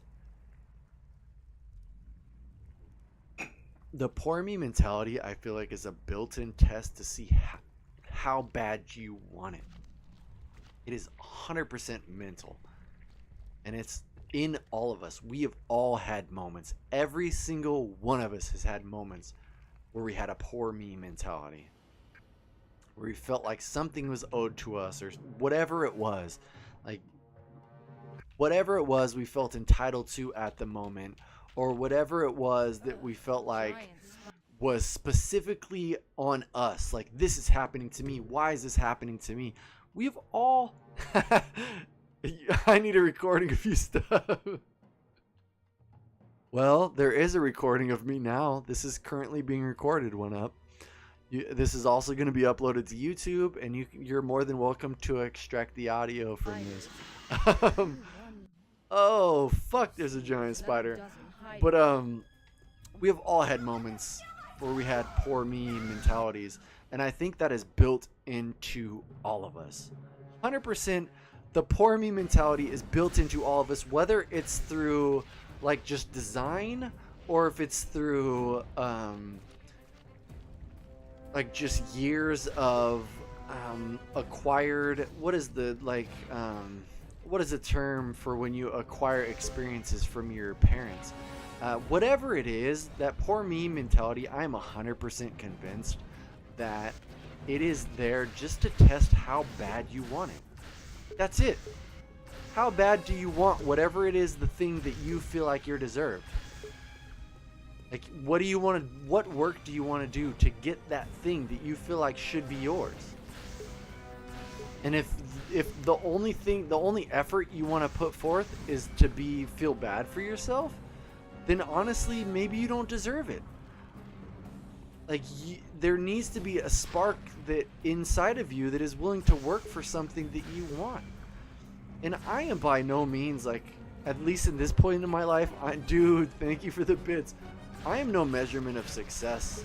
You know, I also have so many things that I need to work on, and I have debt, and I have all my own problems, health issues, whatever it is. But at the end of the day, like, a lot of it is out of my control, and the things that are in my control, if I don't want to work for them, then I don't want them. Like, I don't want them that bad, period. I want to fight this spider and win. Hopefully that just happens. Why isn't the spider just dead? The spider should just be dead. Somebody else killed the spider, and I feel like that means the spider should just be dead for me. No.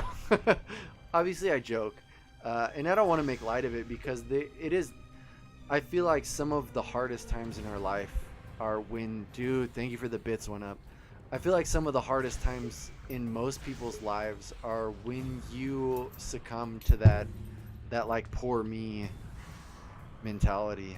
And it's, dude, I suffer with it for sure. We all do. It is part of this human experience. I won't pretend that I've like figured that out. but I think it's important to recognize when it happens and address it, and think about what it is that you feel like you deserve, or what it is that you feel like you are owed. And by the way, how's your eye doing? Dude, thank you for asking, Mega Mente. Oh, I killed the spider. Look at that. Hard work and determination. I killed the spider. Honestly, I killed that spider because of you guys. I was not focused on killing the spider. Sometimes the things that you want,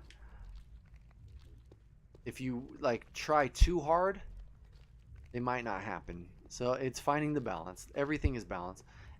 Everything in moderation, including moderation, but definitely be willing to work. Mega Mente, I appreciate you asking about my eye. So far, it's been better. The blind spot has gone away. Luckily, the blind spot is gone. I still have moments sometimes, like there's like an anxiety there. It's like anything when a part of your body feels like it fails. When you're always gonna have like doubts. Excuse me. You're always gonna have doubts about whatever it is that failed. So I have times when I feel like my vision's blurry and I'm like, oh, did it come back? And I'm covering one eye trying to see if the blind spot's back, or like, oh, did I make a poor decision and I did this when I should have done this, and now I messed up my eye worse, especially being in something, a combat sport. But so far, so good. No blind spot. The blind spot is officially gone. I haven't had my follow-up appointment yet. My doctor that I went and saw wanted to have a follow-up appointment to see how like the progression, see what was going on. I'm glad that I didn't opt for surgery, and so far so good though. Like yesterday was a day where I was having problems specifically with my right vision, but that white Vic. So what happened with my eye is had for a couple, like probably a couple weeks, I had a blind spot in my right eye, to where basically if I was looking directly at the camera would just be a big black circle. And anytime I looked directly, like and it was only when I closed one eye, because your body is so resilient. Your body will compensate and figure it out. But I had a blind spot in my right eye. So like if I was talking to somebody, basically from their torso to the top of their head would just be blank. It would just be a blank spot in my vision. And it was because there was a fluid buildup behind my retina that was causing my retina to detach from the inside out. And the doctor basically said that we could do surgery, but the surgery usually leaves scar tissue, and that the scar tissue oftentimes leaves a blank spot anyways, or just wait it out. And so naturally I opted to wait it out, and so far so good. Yeah, it's intense, but it's funny because when things like, I've definitely adopted the mindset when things like this, because those who don't know, also I would get blind spots when I had really bad migraines. So that was the crazy thing, Mega Mente, is that, so then I recently had an issue. I have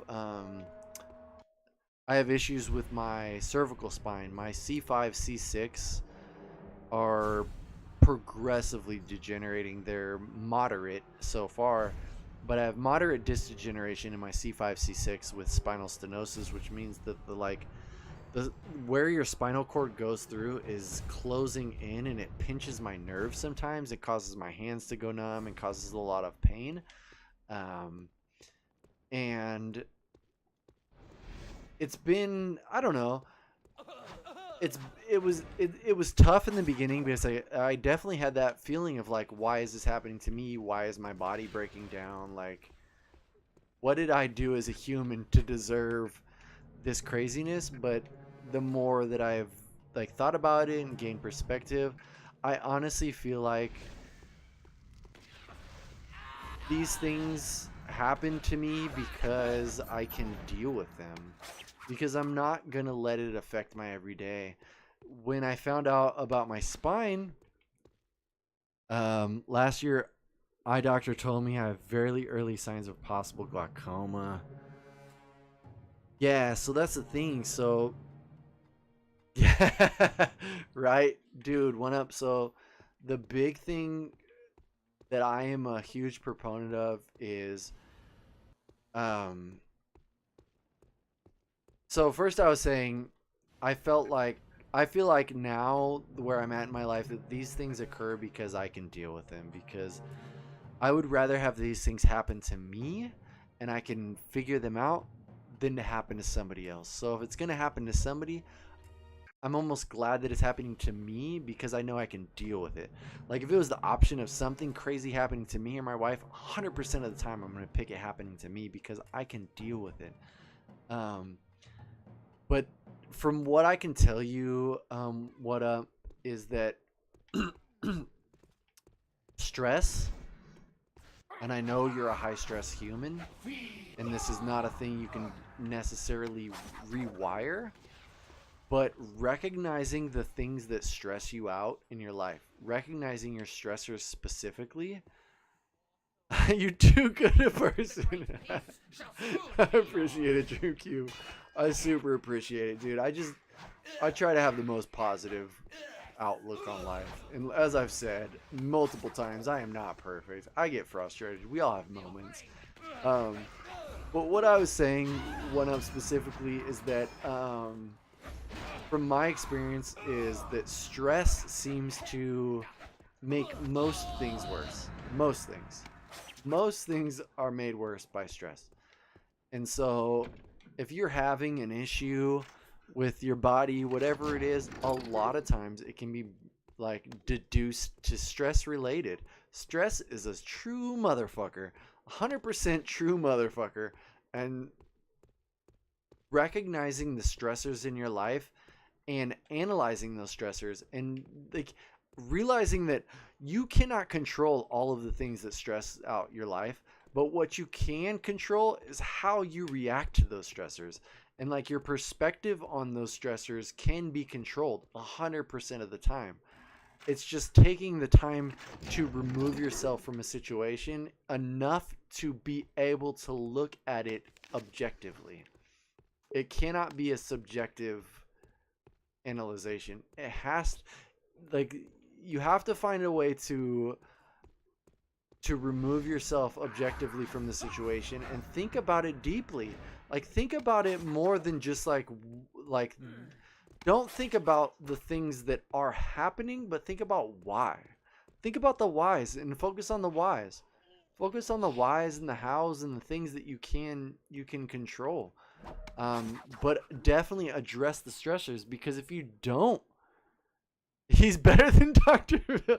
If you don't address the stressors directly and you try to circumvent the actual underlying cause, they're not going away. Those stressors are going to be there 100% of the time, and they're going to nag at your being. Just as a whole, they're going to nag at your being. That is just how it is.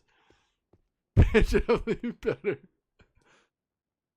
Yeah, and honestly, one up for most type A personalities, most high stress people, that is exactly the stressor, is focusing on the things that you can't control, because you want to find a way to control the things in your life, because whatever this weird existence is so fucking chaotic that you only find peace in the control, which is more than reasonable. Like, I totally get it. This is a crazy, crazy existence that we are in right now. Whatever this ride is crazy chaos most of the time. Unless you're a recluse, sometimes we do, most of the time. Megamente, I can say most of the time we are our own worst enemy. Because it comes down to perspective. Like, it's not even sometimes. Almost, I would even, like, I'll step out on a limb and say all of the time we are our own worst enemy. Because the times when you feel like something else is your own worst enemy, it's on them. It's 100% them. And you're just taking it. You're taking it and taking it as a personal thing, and you're letting that person be your own worst enemy. But at the end of the day, if somebody truly is your own worst enemy, that's 100% them. And then it's, I mean, maybe not 100%. Maybe it's 50% them and 50% how you react to them. Dude, thank you, Dreamcube. Thank you for that. Because your reaction, okay, what did that just say? What did my quest log just say? I don't know what it just said.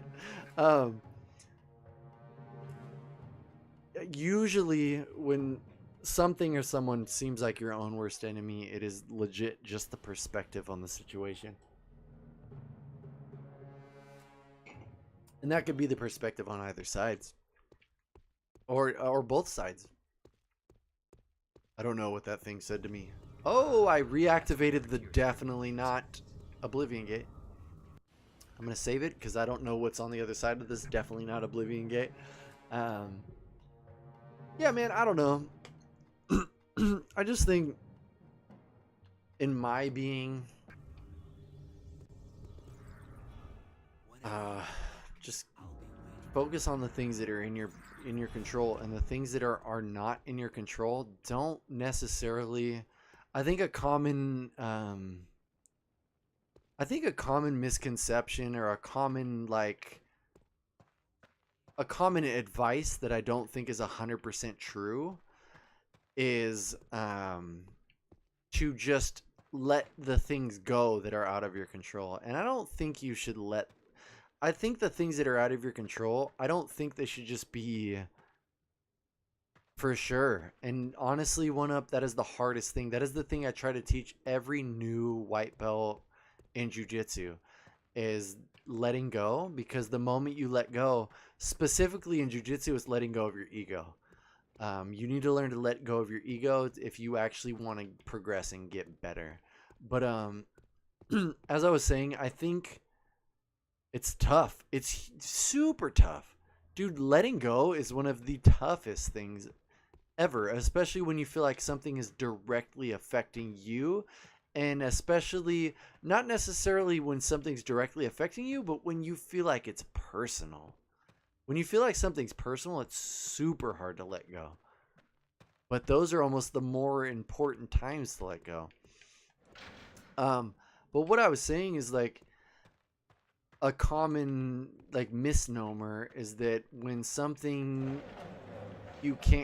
something you can't control, you should just let it go. Which, I mean, yes and no.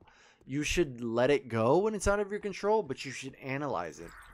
100% analyze that situation.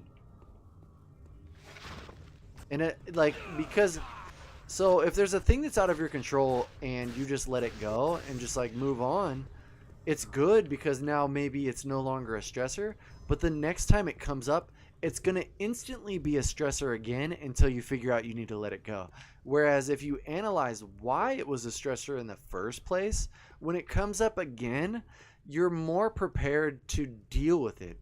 You're more prepared with why it was a stressor in the first place, and you can react accordingly. But if you just completely let it go and don't think about it ever, that could be an issue too.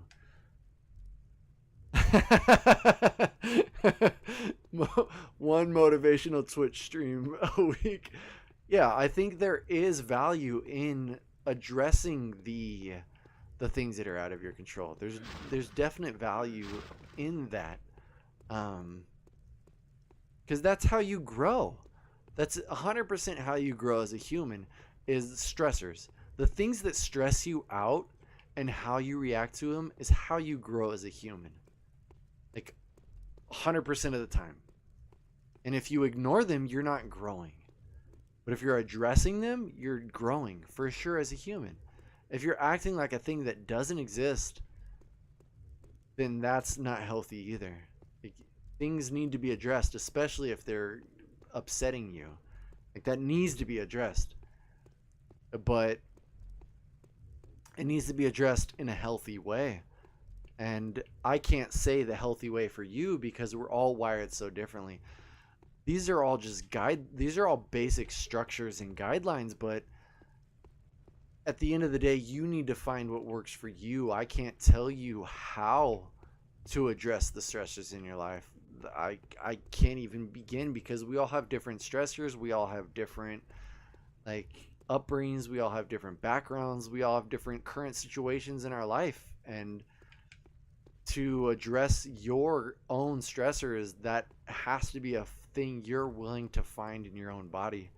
Anybody who tells you they can address that specifically is a liar, because no matter how empathetic you are, empathy is good, but no matter how empathetic you are, there's no way you can fully ever put yourself in someone else's shoes. In my opinion, I could be totally wrong, but in my opinion, like, even empathy only goes so far, because there's too many unknown variables in all of it. There's too many unknown variables in everything that we do. I might understand the situation you're in, but I don't understand how you're wired, or I might understand the situation you're in, but I don't understand how that other person is wired. Like, there's always going to be information as a third party that I'm missing, or they're missing. I would say that it's never a bad idea to talk to people. Like, if you feel like you get to a point where you're considering the options, you're thinking about the things, and you're trying to address whatever you can, yeah, you don't have the experiences that led them to where they are. Exactly. Which brings me to the thing I was going to say earlier. Whenever people would be super mad with me in retail, I would always just tell myself, maybe their dog died today, because I love dogs so much. And I'm like, you know what? If their dog died today, this is 100% justifiable in my opinion. Like, if somebody flips out and says the craziest, meanest shit to me, and then I found out later that day that their dog died, all is forgiven. Like, there's no way I can ever hold anything against you that you say to me after your dog dies. Like, period. So that was the way I justified people being mad or like extra ridiculous to me. Whatever the moment was, is I told myself in the back of my mind, maybe their dog died today. Because it's a theoretical possibility. It sounds crazy. Like, it sounds silly in the grand scheme, but that, and that might not be the most relatable thing to you, but whatever, think about the most traumatic thing that could happen to you and might make you act that way. Think about the thing that might make you act that way towards a total stranger, and try to tell yourself, maybe that's the thing that happened today. Like, maybe whatever X is, like, whatever that variable is, maybe that happened to this stranger, and that's why they're acting this way towards me. But it all comes down to your stressor too. Maybe your stressor isn't other people. I'm lost. I'm just running around in this game, and I'm so lost right now. I have no idea if I'm going the right way or not. I don't care though. I'm just running around. I feel like I haven't fought anything in a while. There's no indicator. I don't think there's any indicator as to whether or not I'm going the right way. My stressor is everything and anything. Hey man, that's that my wife is wired exactly the same which is why we work. 100% wired the same. And there's not anything wrong about that, and maybe that's where also, like, I'm not gonna pretend I haven't always, like, I'm just wired differently. I'm wired in a more chill way, specifically in that aspect.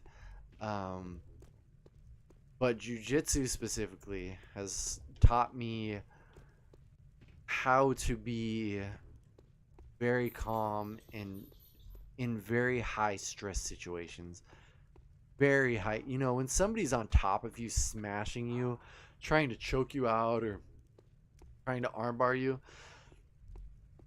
you're basically in a situation where, if this were not just for if it were not just learning, if it were not sparring, if it wasn't for um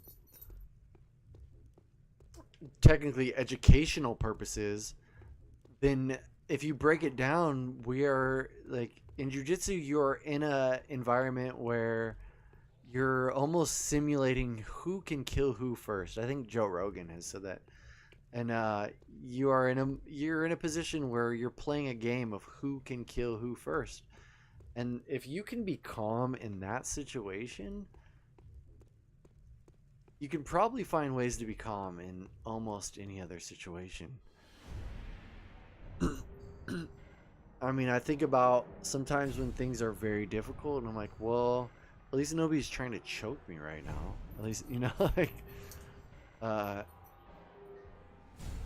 but as I was saying before, there's no blanket fix. Like, you have to find, at the end of the day, it's like what I try to explain to, This must be his room. hey, I went the right way. Where is It's like what I his try to room? explain to new white belts, especially, yeah, Joe Rogan did say that, exactly.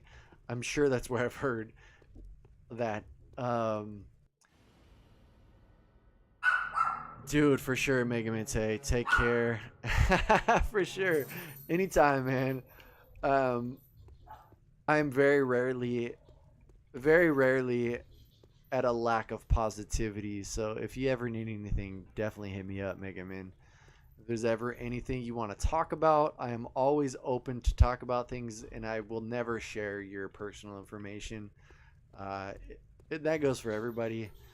If there's ever anything you just want to talk about, I will never share any. I don't talk to anybody about anything that isn't mine to talk about. Period. My wife gets mad sometimes. She's like, "Why didn't you tell me about this?" Or I'm like, "It wasn't my place to tell you." Um, there's always confidentiality, 100%. If you want to talk about anything ever, even if you just need positivity for the day, I got you. I got you. But yeah, thank you for hanging out. If you can keep the stream up, keep the stream up. If you can't, that's fine too. I ain't mad at it.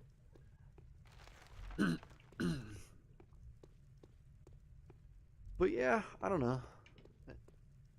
Whoa, I'm gonna dive off this. So I went the right way, but I don't know why. They said things. They were like, quest updated, and they probably told me a new thing I need to do, and then I didn't pay attention to that.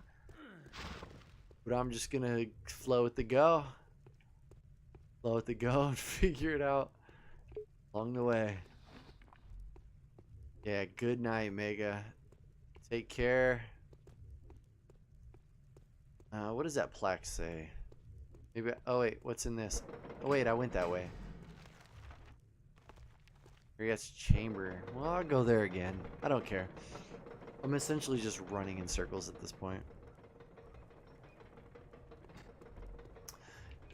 Yeah, it's funny. I mentioned that I enjoyed dealing with the upset customers, and one of my favorite things dealing with upset customers was when somebody was being rude to another employee.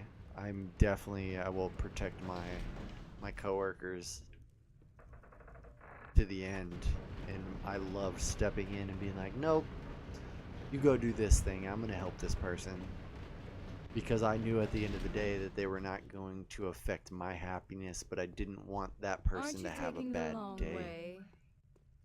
Aren't you taking the long way? Okay, they're giving me hints. What's in this? What's in this? Does this give me an objective complete? I might be taking the long way, but I don't know. I'm just gonna keep going.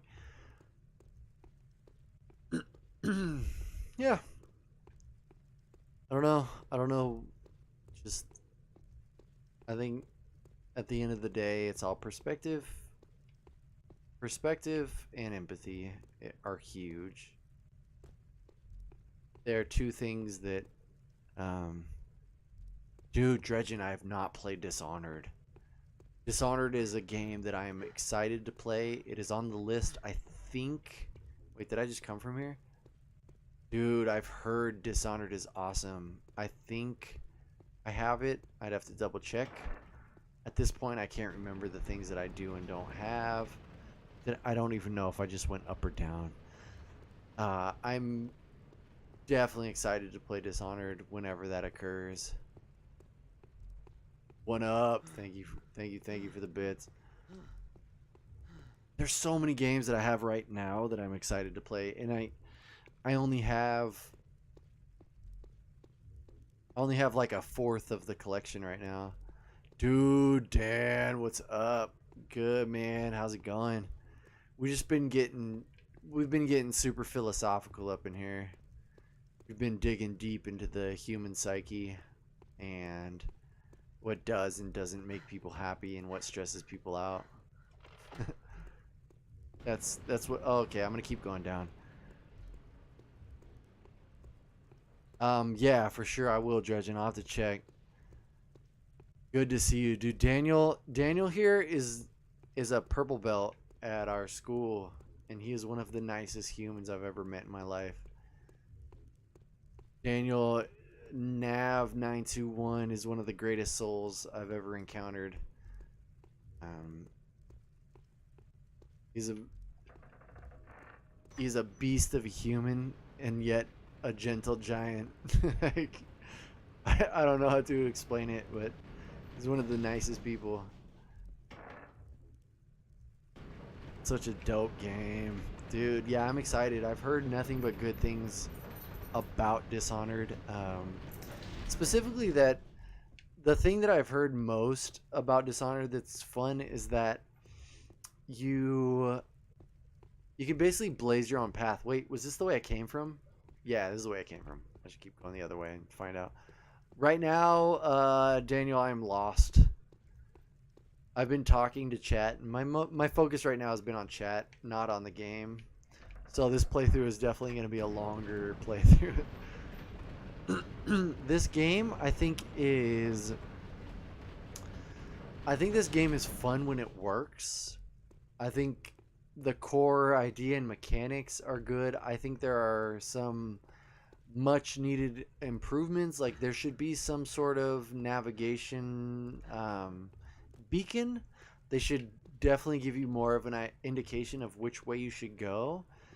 And there has been multiple times that I've been playing this game that the game is just broke. This game is broken on me multiple occasions to the point where you can't proceed. Recently, actually, during this specific stream, there was a point where I transitioned to you get a demon form later on. Spoiler alert.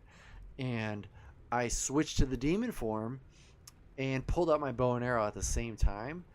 And you're not supposed to be able to hold a bow and arrow during your demon form. And it broke the game to where I couldn't attack, I couldn't pause, I couldn't switch, I couldn't change back in any way. And so I thought maybe if I run to a checkpoint, the checkpoint might correct it. Well, the checkpoint just reinforced the issue. And so then I was basically broken forever, and I lost a bunch of time. Yeah, there's a lot of bugs. This is a very, very, very buggy game. But despite its bugginess, I still think it's fun. Like, I haven't had a time where I didn't like... I might be getting there right now, but I haven't had a time that I didn't like playing it.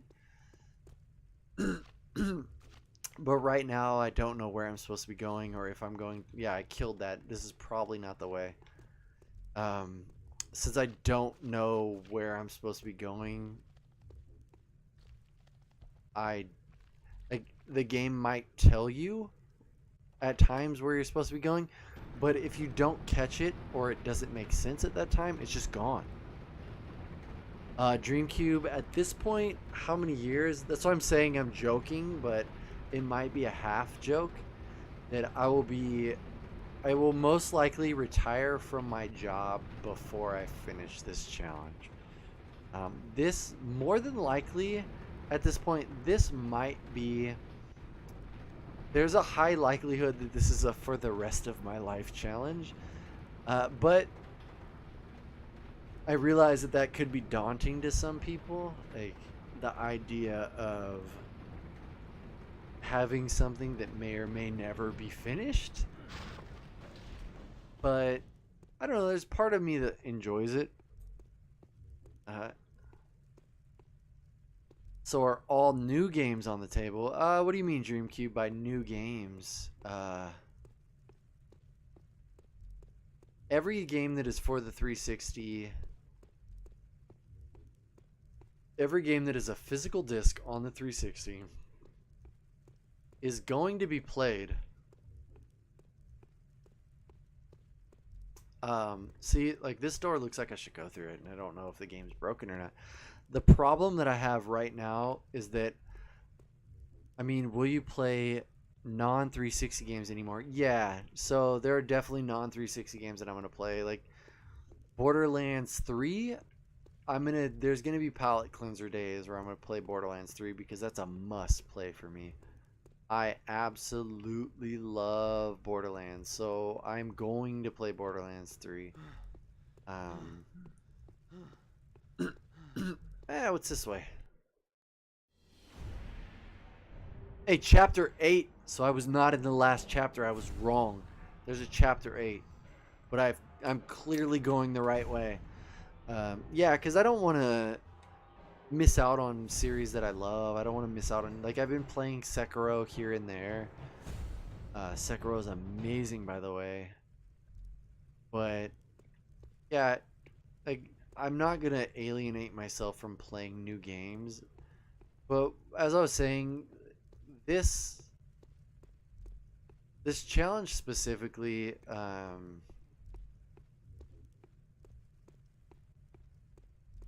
it's already crazy to collect every 360 game because there's so many.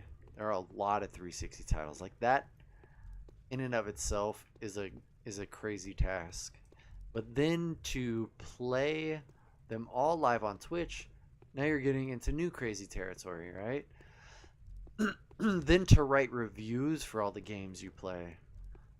I have basically dug myself a giant hole. I don't know if I'm going the right way or not at this point. So many games. Borderlands Handsome Collection is free June. Dude, if I didn't already own it, my love for Borderlands is deep. Borderlands is essentially first-person shooter Diablo, and like just those words combined in any order is gonna equal awesomeness for me. First-person Diablo? What? Yes, please. I have no idea where I'm supposed to be going. Lost! This is gonna be the longest playthrough of this game. I'd gone through here. I don't recall what was in here. What if I go this way? Oh yeah, I went back to the spider from this direction. Wait, maybe. Maybe not. Maybe this is a different. Yep, no idea where I'm supposed to be going. Hopefully this is the way. Chapter 9. I went the right way. With zero attention paid to the game, I eventually went the right way. Persistence is key. That goes with anything. Anything you want in life, anything you want to accomplish, it's all about persistence. Do it every day. If there's something you want, do it every day. Even if it's only for 15 minutes. Whatever it is, do it every day. For 15 minutes, it's fine. 15, that's all you need. 15 minutes. If there's a thing you want in life, do it. For 15 minutes every day. Dude, I wonder what the last game will be too. Dreamcube, thank you for the bits. I'm considering getting more gin. That's Such wisdom.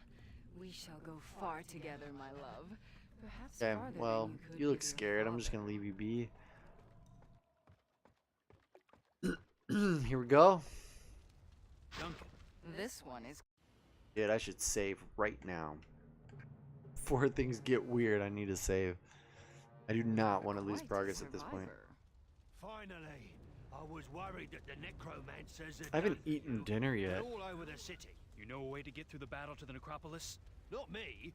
My cousin Percy. He knows Am I every friend inch now? of the tunnels and sewers under the city. I told him about you. I'm in trying to case pay something attention to this happens. guy. Help me! Help me, please! Find Percy in the burning town. Oh my gosh. My nephew was saying Percy like it was a while ago, but it had me laughing so hard. He was not saying Percy.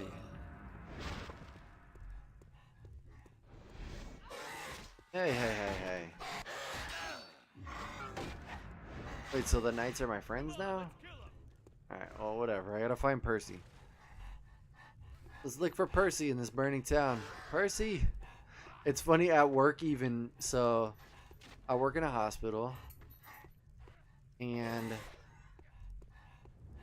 the nurses that are there definitely have days where they're very frustrated, and 100% of the time when the nurses are frustrated, all I do is tell them how much I believe in them.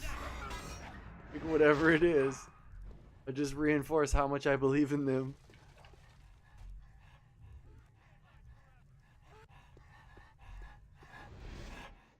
I even feel like when people, even if you take it as a joke, like if I'm like, oh, I believe in you, and I keep saying I believe in you, even if it's perceived as like, ha, you're funny, the act of hearing that somebody believes in you over and over and over, it definitely still helps. I'm a pharmacy technician, Dreamcube. I'm a pharmacy technician. Specifically, what I do is when people are admitted to the hospital, I have a tower. There are 8 floors that I cover on the weekdays, and on weekends I cover, let's see, 8, 16. On weekends I cover 30 floors, but on weekdays I cover 8. And what I do specifically is when a person is admitted to the hospital, burn, bale of hay. When a person is admitted to the hospital, I visit them at bedside and I find out what medications they took at home. And then I let the doctors, like the team, know what medications the person takes at home. And that way they can make sure, whoa, no! Dude, I just died by falling in a hole because I didn't grab the ladder. But yeah, to make sure that the patients are, one, getting the right medications, while they're admitted in the hospital, but also that way if the doctors change anything about their medications, it will make sense when they leave the hospital. So most of my job is spent talking to people. I talk to people, I write down, everything, and I let the doctors know so we can go from there. So I guess I'm a professional talker at work. Yeah, it is really cool. Like, I'm a person that never wanted to work ever. Like, I didn't want a job. But I guess if I have to work, then I'm glad I work where I do. I have a second job currently, and I do currently I do illustration and web design as well. That's like a new thing. So I am working on illustration and web designs content for a company, and that is my true like passion. If I could just do art for the rest of my life, oh my gosh, I would be the most happy person ever. I love that I'm already a positive person, and that you guys think I'm a positive person. Dude, I'm sorry, I didn't mean to hit you. It was an accident. I appreciate that you recognize my positivity. That's the true way of stating it. But I would be even happier as a human doing just art.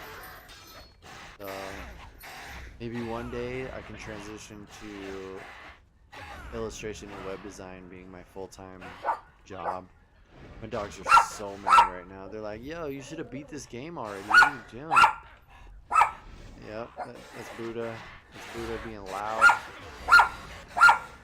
Buddha, hey, I know. Oh, yeah. I need to feed the dogs. If you guys don't mind, I'm gonna feed my dogs real quick. Hey, hey, hey.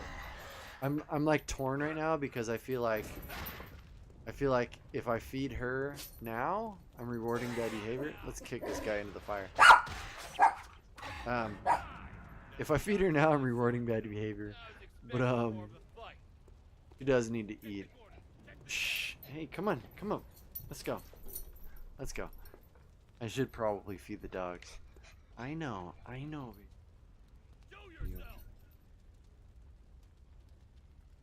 Alright. Say hi. Hear that? Take your time for sure, man. I appreciate it. I just need to. I'll save real quick and. Like the coward he is.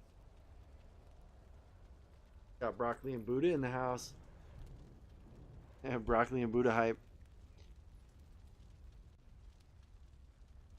They're upset. Their dinner time was like an hour ago, so they're upset. So yeah, I'm gonna feed them real quick. It'll just be part of the playthrough. It'll be part of the stream. I'll be right back.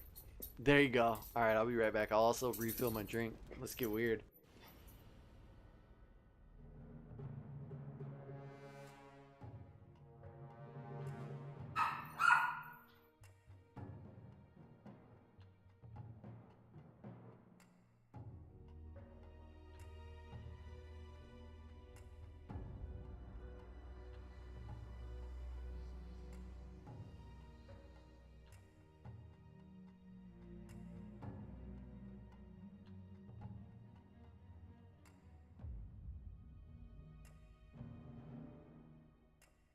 Oh. So yeah, feeding the dogs. Hey, cat emote.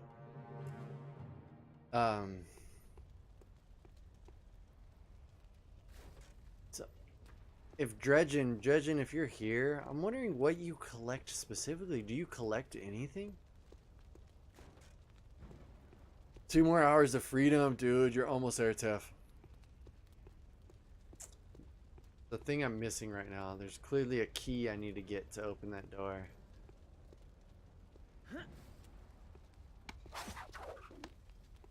Collection item.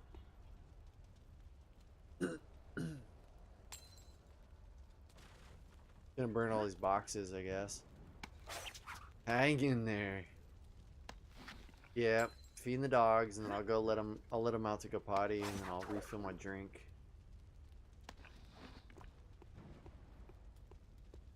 Yeah, there's a key. I'm missing somebody.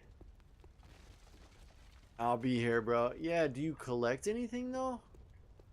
Like, is there anything that you are ever hunting for? That's one of the things, like, if you guys don't already know, Dredgen never asks for anything. Oh, GameCube set. Yo. Dredgen is going for a GameCube set. Yeah, Dredgen just quietly grinds. Like, Dredgen is the example of just grinding. Quietly grinds. Always on that grind. Always thankful. Always grinding. Oh, maybe I can use my bow and arrow. I forgot I have that thing. Okay, so now we know Dredgen is looking for a full GameCube set. Hunt to give back. For sure, man. That's the best hunt, is the give back hunt. Whoa. These dudes are pushing me around. Yeah, you'll have to let me know what you're looking for, man. I need your current list. Like what you have on GameCube and what you don't.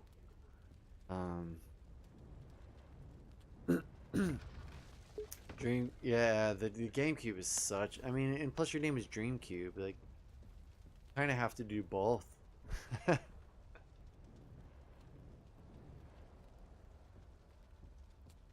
Wait, am I on the other side? What am I doing?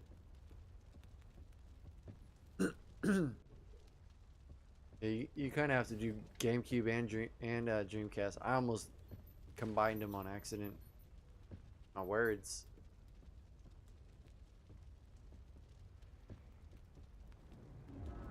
Oh, secret. Know about them secrets, man? Alright, now my dog's gonna get mad because they need to go potty. Buddha, I love you though. Like, isn't love enough? Let love be enough. Oh wait, I just fell back down here. So no, I need to go up there so I can drop on the other side there. Okay. I see you. See you. It's so much, man. Yeah, for sure. Like, 360 was more of like a challenge. I loved the 360, of course, but I went for a crazy system with tons of games. But I think it's all relative. Like, yes, there are a lot of games on the 360, but other systems can be just as daunting to collect for because the games can be more expensive and exactly, expensive. Like expensive or more difficult to find. I'm almost dreading the point where I get to the 1,000 or so mark in the 360 because I feel like that's when it's going to get really hard. Right now I'm not necessarily actively looking for games because I have so many to play. If I wasn't playing every game, it'd be easier to actively look for new games. Like, I would be more inclined to be always hunting for new games for the 360, but knowing that I'm not just collecting them all, but I'm going to play them all. Oh, what just happened there? I just died. I lost somehow.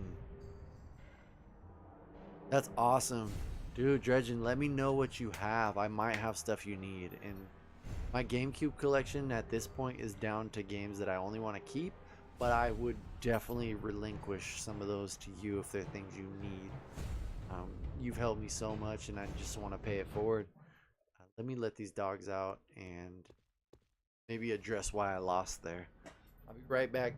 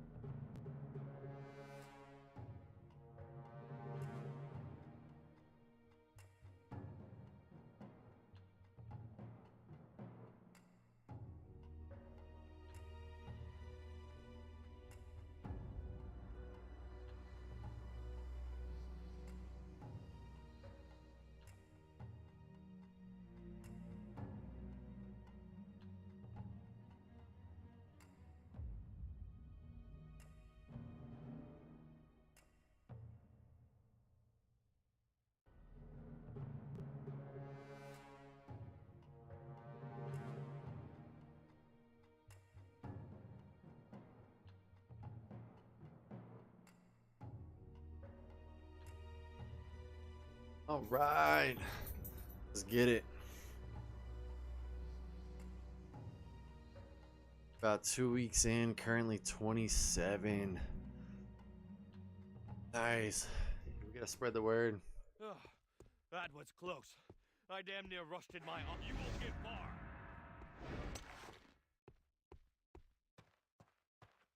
Why did I die? One. Oh, punching my microphone. I gotta figure out why I failed last time. Take that! Use some skill before I kill you!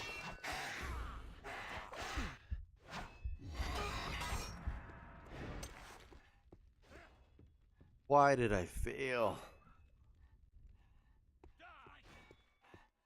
Yeah, the GameCube is a great system too. That's a great system to go for. There's a lot of good games on it.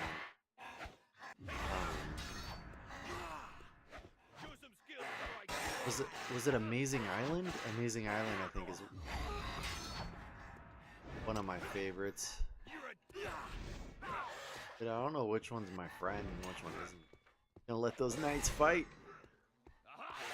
Show some skill before I kill you. It's funny, I was out there feeding the dogs and letting them go potty, and there was a thing that I had a thought that I thought was a good idea. Like, oh, I should bring that up, and then it's gone. This guy hurting things? My friend, or is this the foe? Yeah. Stop hurting my friend. Maybe I didn't save him, and that's why I lost. Supposed to keep this guy alive. So much gold. Yeah. Dude, this guy's hurting. So much gold on the GameCube. Alien Hominid. Another amazing game on the GameCube. No, I should probably not be.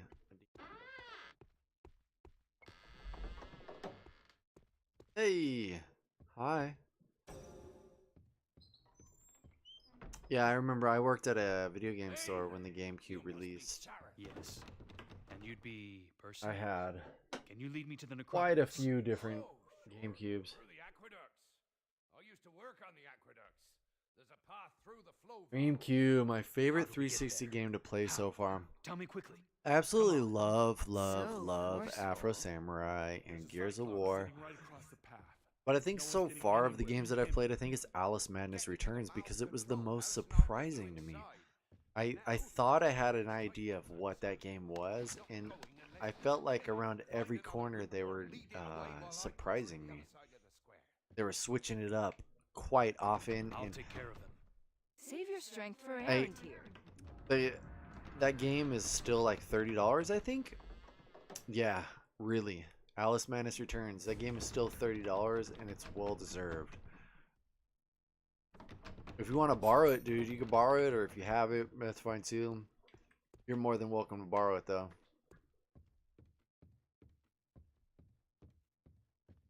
You could always drop it off with you, and yeah, because it is like a $30 game, so.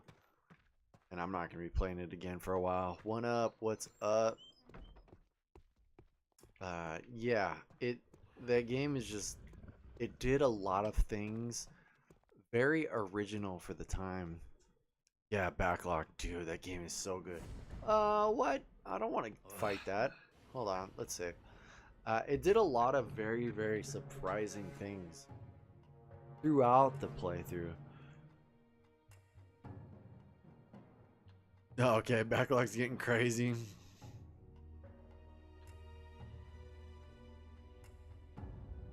Okay, yeah, that's awesome. That thing smells like dead meat. Of course, it's dead. It serves errand here. Now aim for the eye. Get away! Elon, save me! Get away! Get away from me! That felt good. Ah. Supposed to, like, is bow and arrow my only option? That's not good.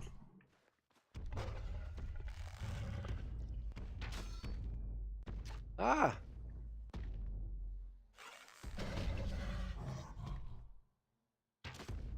Dude, I have potato aim for sure. Regret nothing. Ah, got it. Jerk.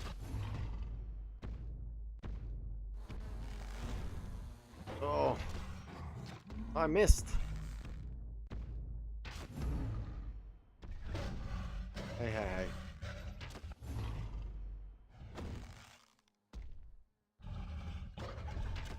Alright, I have to very much focus right now. This is not cool.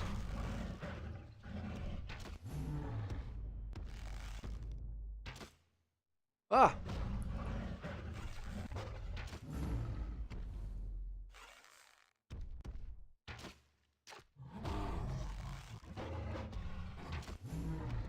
Yeah, get worked, son.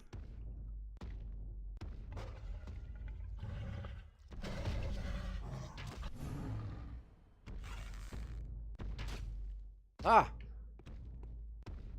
Scared. How many times I gotta hit this fool in the eye? What is the limit? Ah! No, no, no.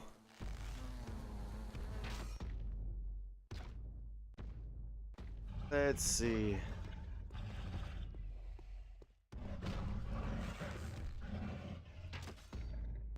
Nope. Ah! Not cool. Get off me, son. What? Take an arrow to the face. Do it. Take an arrow to the face like it was your own idea. Little ogre jerk. This dude's health meter has barely gone down. Yeah. I don't know what I'm supposed to do here.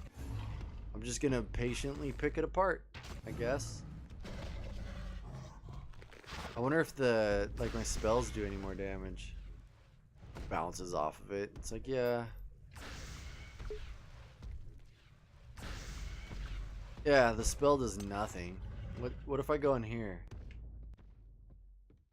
Arrows?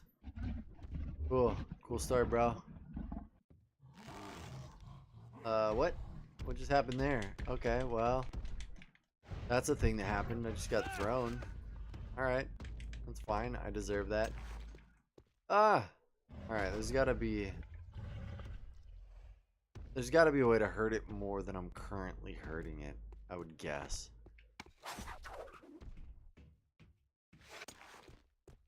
I'll just sit here and pick it apart.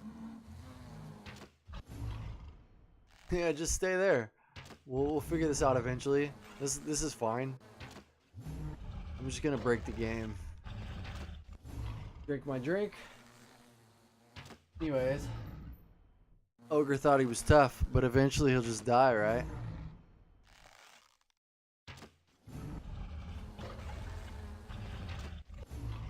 Patience is key.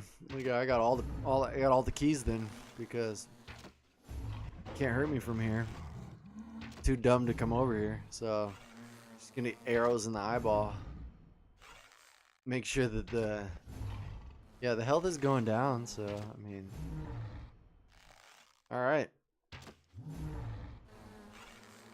About to get fucked up, killing this ding ding hole.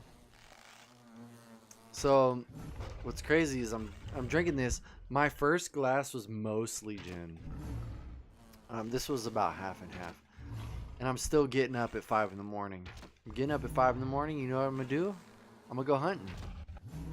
We go hunting. The first garage sale starts at 6, and I'm gonna be there at 5:45.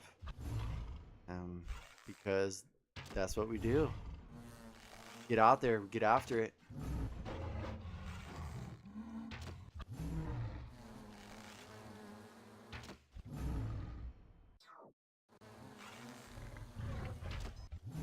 Hey, that did more damage. Not a lot, but it did more. Yep. Get up at 5. I'm gonna get at it. I'm not gonna, no matter how I feel, I'm gonna get up at 5 and I'm gonna go. I'll put that work in and I'm gonna hunt. And most times, yeah, when they're set, exactly, get there when they're setting up. And most times I find nothing. But you know what? If I don't go, I'll definitely find nothing. So, gotta get up and get out there. Always, always on that grind.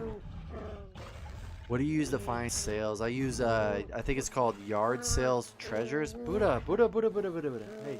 Alright, let me get broccoli up here too.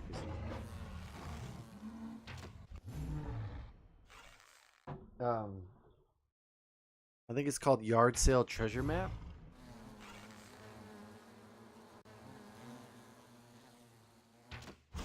And there's an app just called garage sales. Oh, can I get 2? Only one of them does the full damage. Yeah, I think it's called the yard sale treasure map. I don't know where my phone is.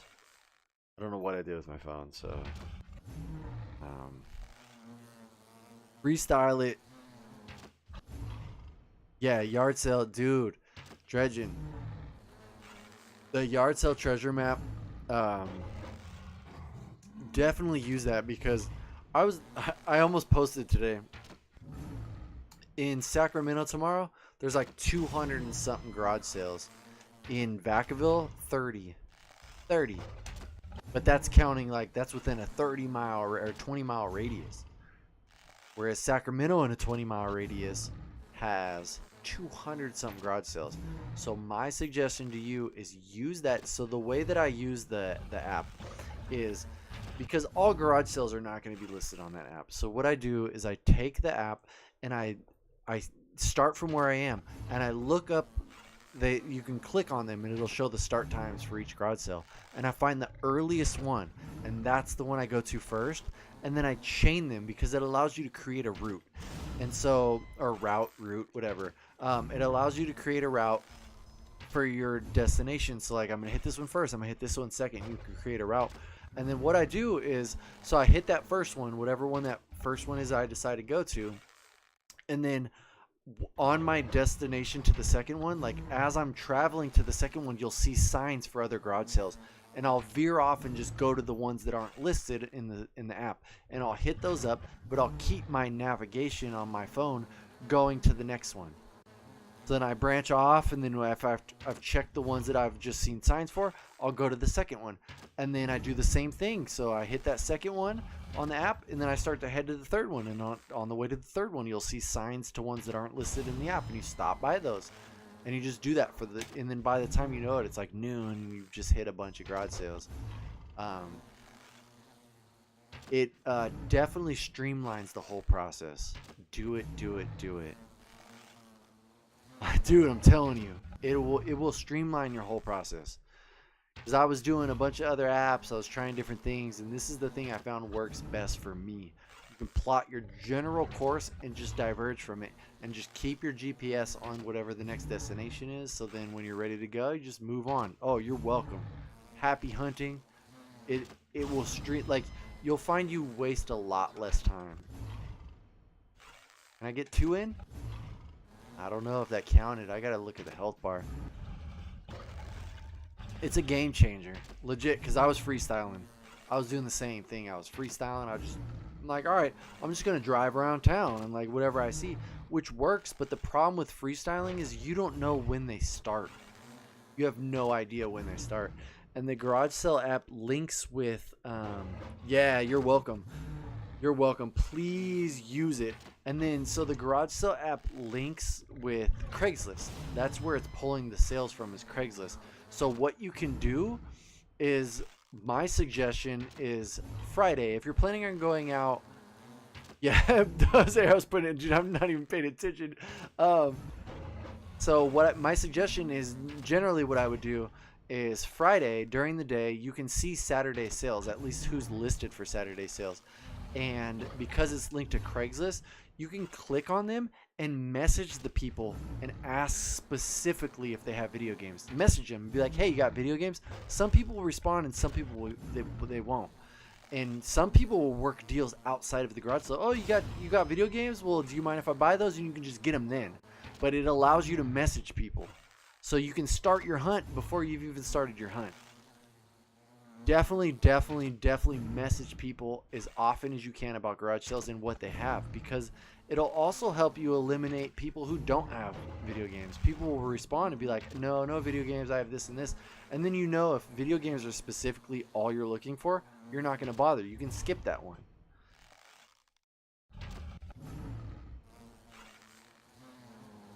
Where'd I put up? There we go.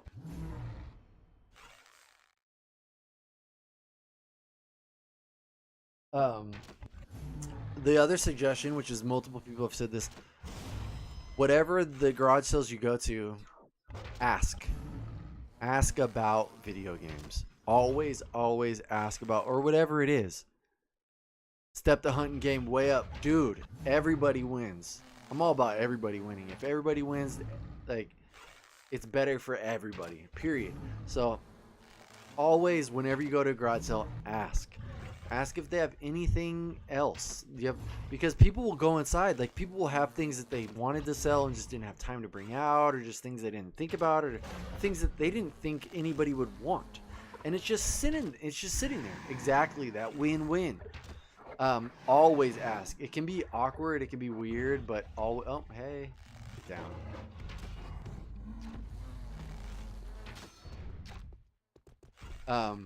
But yeah, always ask. Always ask. I think I've learned a lot since we first came. Such power.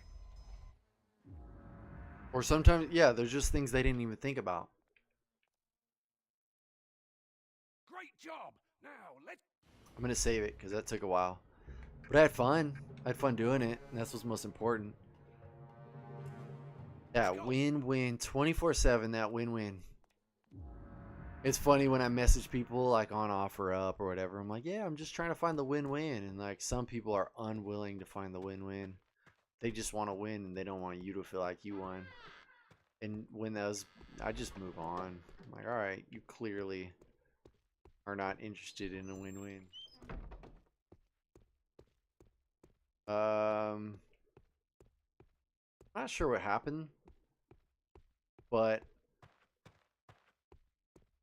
there's a part of me that feels like I broke something.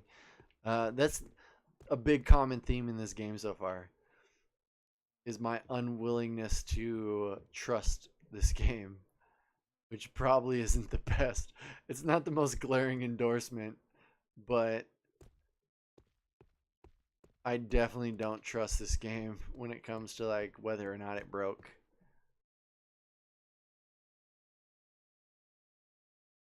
I just killed that ogre and that dude dipped out, but I don't know if we'll find out. Yeah, win-win is not for everybody. Some people just want to win. They don't want you to win. And, you know, I get it. I get it, I guess. Dude, can you imagine? Look at this person, the way that they're squatting up and down. That would be killer on your thighs. Your quads would be burning like a motherfucker. I want everybody to just try that. Just try that for a little bit. See how long you're able to do that. I would venture to guess it's not very long. But this character can do it forever. Fine.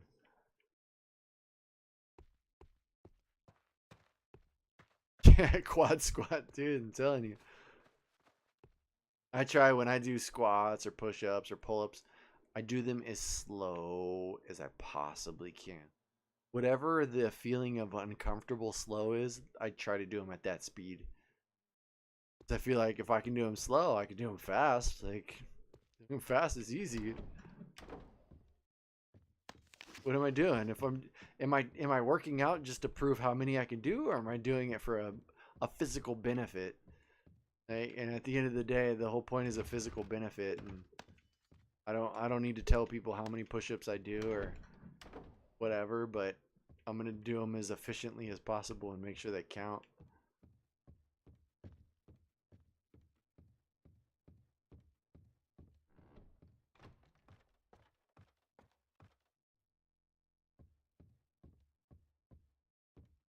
Bucket.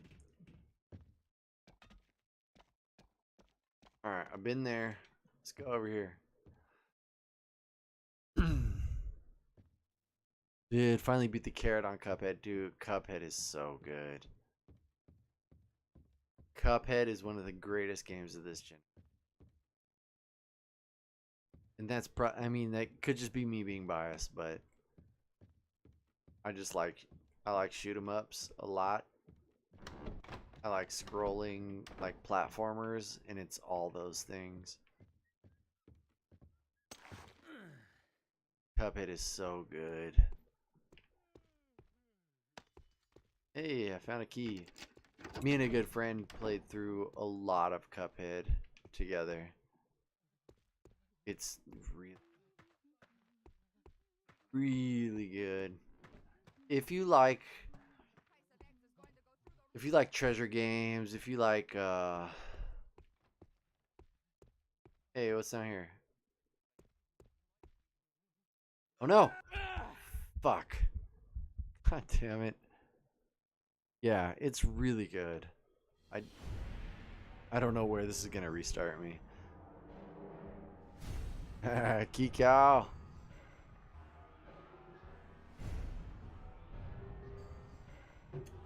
Which reminds me, Dredgen, what did key cow mean something? I'm super interested.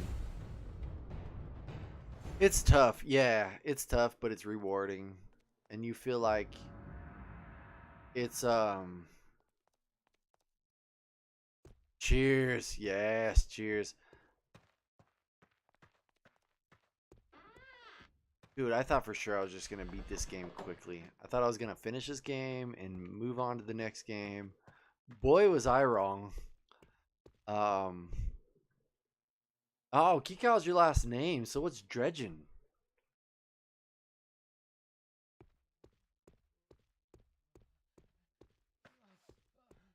Kikau's the last name. What's a Dredgend? Let's see, I went up, right? I need to save more often.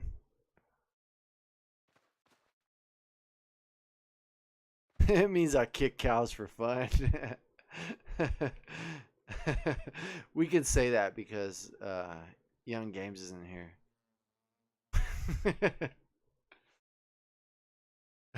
My wife gets mad sometimes because I feel like everything there are very few things I take seriously. I feel like everything is fair game when it comes to jokes. I feel like we can joke about pretty much everything because what matters is intent. As long as your intent is pure, like, it shouldn't matter what you joke about. Um, that's hilarious. Oh, hey, I grabbed the ladder. Oh, and I'm up. All right, let's go down the ladder. How about that? Yeah, I'm clearly a George Carlin fan. Like, all about nothing is sacred.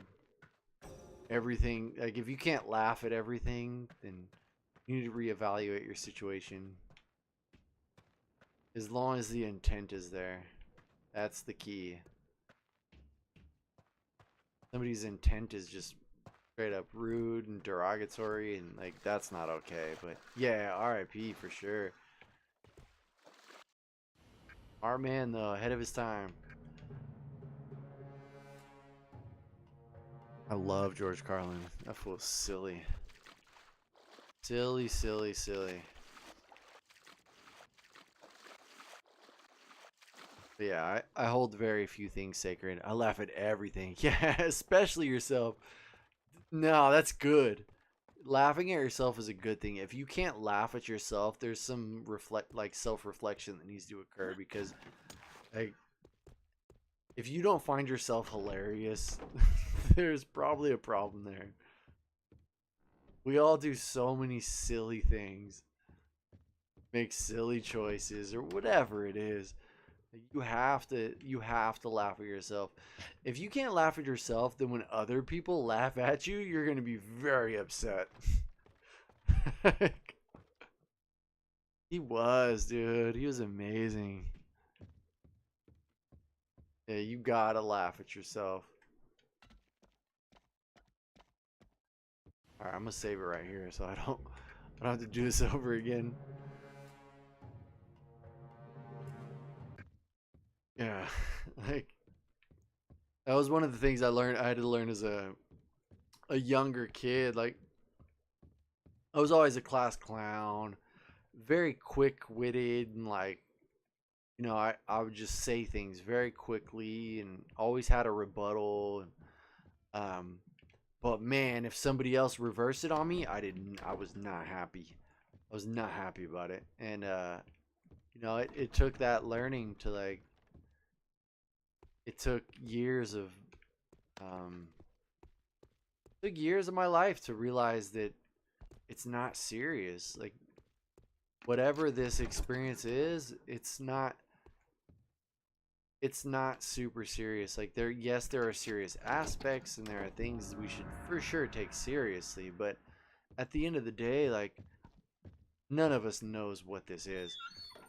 It's like when people say, you complain about something and they're like, well, it could be worse. You could be dead or you could be 6 feet under. And my response always is, well, I don't know. I've never tried it. Because like it's a common assumption that being dead is worse than being alive, but I've never experienced it, so I can't say for sure. I just heard a bunch of people say that, so I could choose to parrot the information or choose to question it. Like, I have no idea what that experience is like.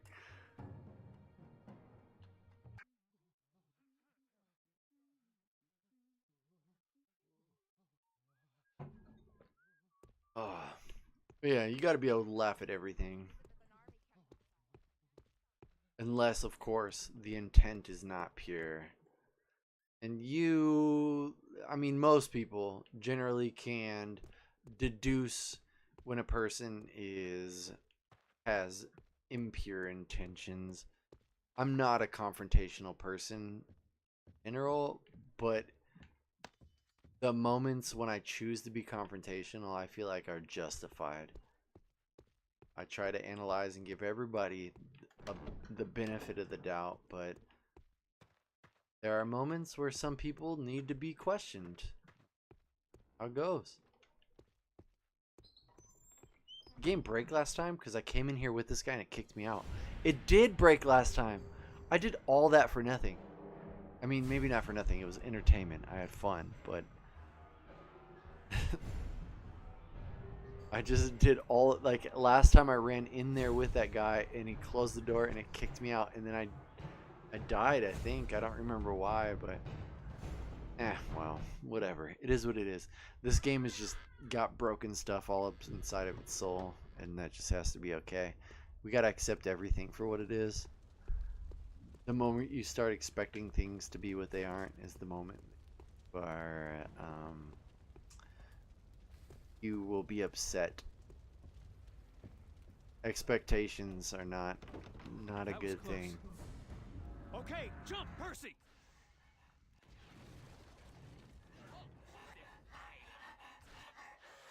Sometimes I have to explain to my wife. She'll get upset with me because I do worry about very few things, which means I can be very forgetful at times. I definitely am forgetful. And I'm admittedly forgetful. I'm not going to pretend I'm not. And she'll tell me things and I'll forget. And then I'll forget like an hour later and ask her the same question. And I'll just have to tell her, like, I'm going to ask you again. Like an hour. And it's not that I don't care. It's just that I forgot. I still love you. Like, I'm going to forget. How it is.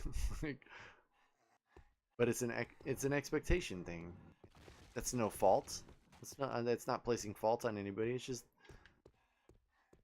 expectations can lead to disappointment.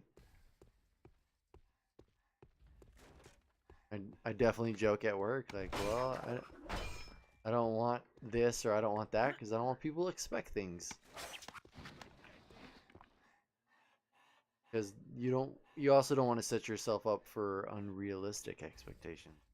When this war's over, If somebody in your life is being unrealistic about their expectations of you, your best bet always is to be honest about it. Like, if I'm called on something, I'm going to be 100% honest about it. And I'm going to be like, yep, that's a thing that happened. And I can apologize, but I can't say for certain it won't happen again, because at the end of the day, I'm a human. I will make no promises. No promises, because we are all humans at the end of the day. We all make mistakes.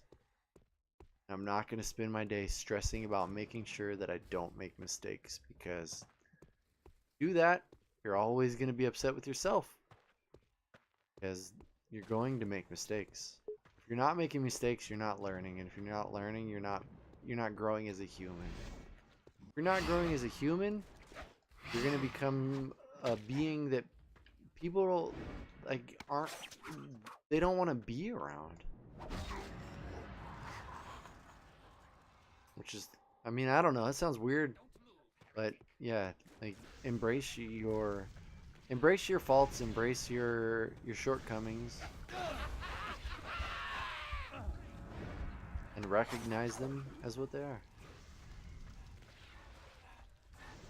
Dang, zombies.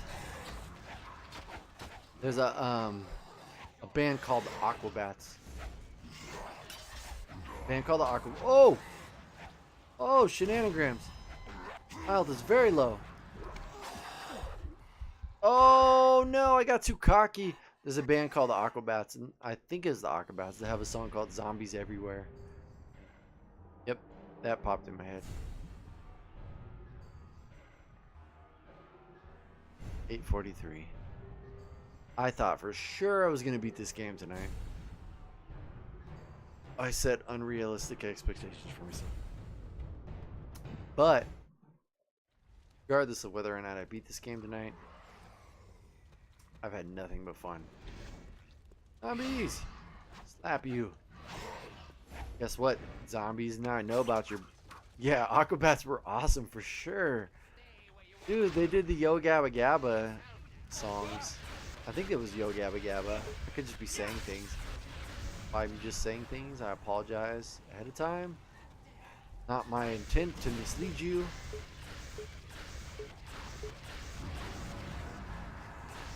It's an unfortunate time where you have to, like, always... you have to have caveats. You have to, like...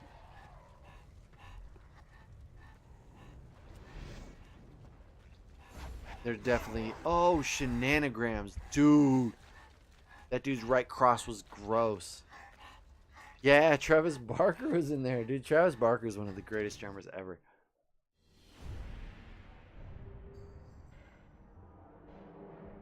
Which reminds me, I feel super bad. I'm working on something for Pikachu. Pikachu's Adventures Photographs. Amazing person.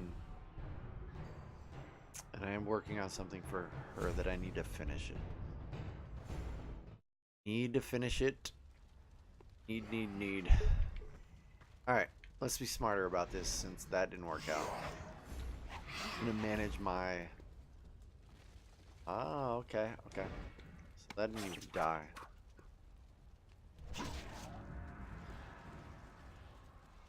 I feel like when I thought I was nearing the end because they gave me this superpower, I was at the halfway point. Turns out, I'm nowhere near the end.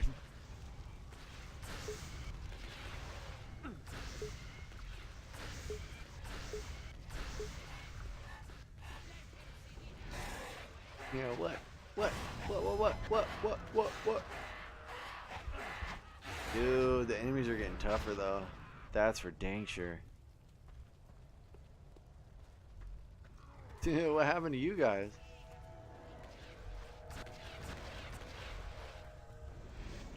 What is going on? Why don't this die?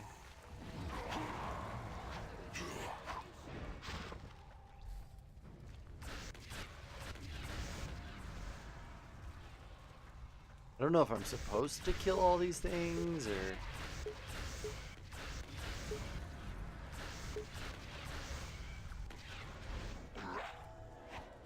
Seems to work though if you let them. The great. Oh, so yeah, whoa. If you guys haven't already checked out my art Instagram, check out my art Instagram. I would love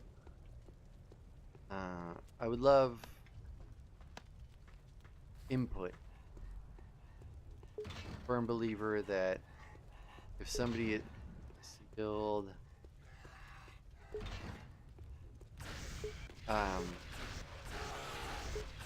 yeah, firm believer in constructive criticism.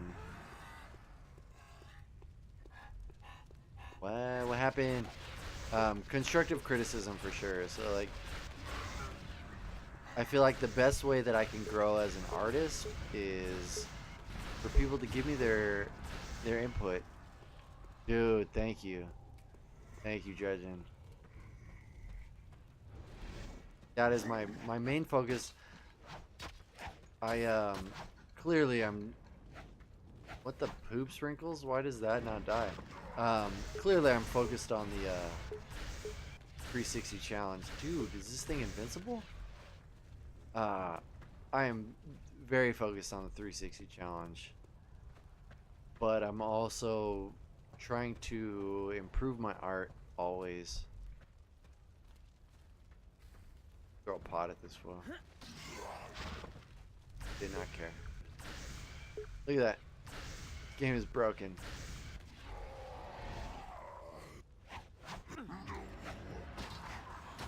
Alright, I was able to kill it with the demon form at least. Yeah, I don't know. I've always just created art mostly for myself. And now I'm branching out, I'm working for a company, doing more art, for other things. And I could have told the priest to open it for you. What does that mean? Dude, want to come up with a logo? Yeah, for sure. As soon as you said it, Dreamcube, I came up with ideas. Oh, of course, Dredgen. You're very welcome. I gave Young Games a stack of stickers. I was trying to get them out. I just want people to have them. If there's anything else, any other merchandise you want, Dredgen, of course. And this goes for anybody. Like, my goal, like, I don't make money on merchandise. I have no interest in making money on merchandise. If somebody wants a shirt, somebody wants it, like, I'm only gonna charge cost. Alright, Dreamcube, I got you. Yeah, I'm only gonna charge costs or give it away. So, what the poop sprinkles am I supposed to be doing? I'm gonna save it. I'm afraid to save it over that one, so I'm gonna save it on a different save just in case.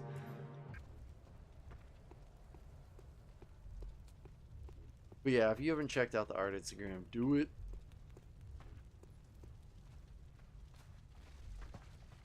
Growing up, there are two things. So growing up, there were two things that I thought for sure that I was going to do. I thought I was going to be an artist, and I thought I was going to be a part of Boys to Men. I thought for sure. You know what? I wanted to be slim. I don't know if any of you are familiar with Boys to Men, but I wanted to be slim. Like, that dude was the man. Clearly neither of those things have happened, but they're both very true passions of mine. Singing R&B is that is my soul. R&B is for sure the reason why I learned to sing at all in the first place. It was like a combination of Boys to Men and Disney films, I guess. I don't know what they're telling me. Told the priest to open it. Yeah, I feel like I'm missing something. I feel like a lot of this game has been artificially extended due to the esoteric nature of the game.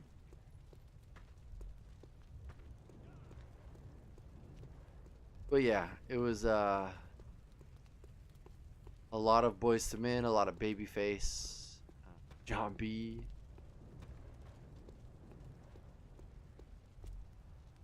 I thought for sure. I was even telling people as a kid, I was like, well, I'm gonna be famous. I'm gonna be famous one day. Just you wait, I'm gonna be famous one day. I was convinced. There was no ounce of my being at that time that thought anything different. And I think part of it is the way that things are structured. Like, there's a structure built into whatever this system is that is, you know, being famous is good, but being part of the blood machine is easy. What in the fadoodle? I don't understand. Sanctuary of Eloth is sealed by magic wards. Deanna could have told the priest to open it for you. So she could have, but she didn't. So what's my next move? Help me out. Help me out, words. I'm not going to beat this game. I thought I was going to beat this game tonight, but now I'm not so sure. I'm going to save. I'm going to save right here, and I'm going to jump down there because reasons.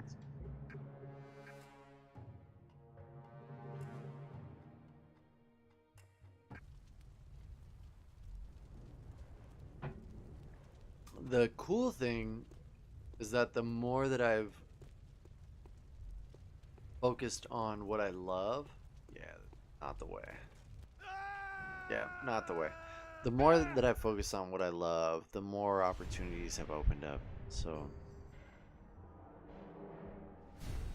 I think there is an aspect of taking advantage of all opportunities given. Sometimes the opportunities are small, sometimes the opportunities are large, but recognizing the opportunity and taking advantage is huge, which transcends so many things. It makes me think of, again, jiu-jitsu, of course, because there are in jiu-jitsu, you want, like, the goal essentially at some point is to become proficient enough that you're able to chain movements in a way that you know that if you move this way, that the most likely response is a movement particular direction, and then you respond to that movement. No, if I put you on your back and I start to knee cut, I know you're gonna raise your knee, and if you raise your knee, I'm gonna move back and put your hips flat, and then I know if you put your hips flat, you're gonna have to open or make another option, like make a decision. And if you don't, then I'm gonna continue to walk your hips back and flatten them. Like, there's a series of recognizing usual responses and reacting to them, and the best way from my experience to in my experience to get better at recognizing the windows of opportunity is failure. Making an attempt at those windows of opportunity and failing. And as long as you're paying attention, Ghouls flanking on the left. Drive them back. happening. As long as you're paying attention, you will eventually start to recognize when areas of opportunity. And I think that goes with anything. It's like taking chances with anything. Sometimes you have to take chances. You have to move. You have to take chances on something to recognize opportunities. And you might fail. But failure is not what it's perceived to be. Failure isn't always, all it is an opportunity. As long as you approach failure as an opportunity to learn, we'll continue to grow and get better at whatever it is that you're attempting. Ow! Show some skill, Dude, I don't know if that mage is good or bad, so I'm just gonna cut it down. Oh no! Oh, I died. I pressed the wrong buttons, and I died. But now I know. See? I think it's one of the things that helps me not be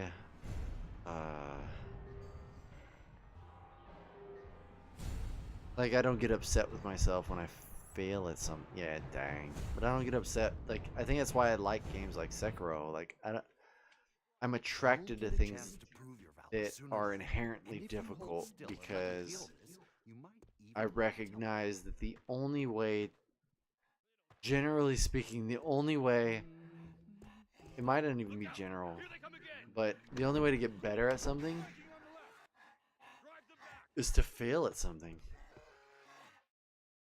But it's not necessarily just the failure. It's recognizing the failure and addressing why it failed. Like figuring out the weak points and being able to admit that, you know, maybe, like being able to admit when something isn't working and the openness to correct and get better and not feel like you are the best at something, you have to be the best at something. Failure is such a good teacher.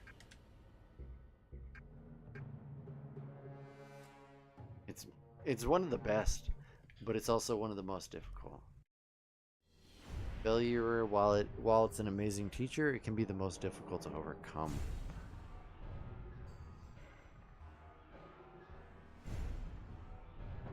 This is going to be a tough review because I've not paid attention to most of the things that the game has told me. I don't know if you checked out, I have a Gears of War review up.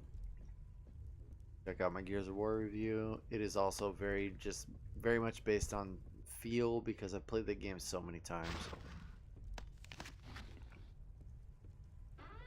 I'm also trying to adopt a more relaxed review system. I was for sure focusing on specific things and trying to break things down into categories for my reviews, and I felt like it was like, I don't want to say necessarily disingenuous, but it just felt robotic in a way where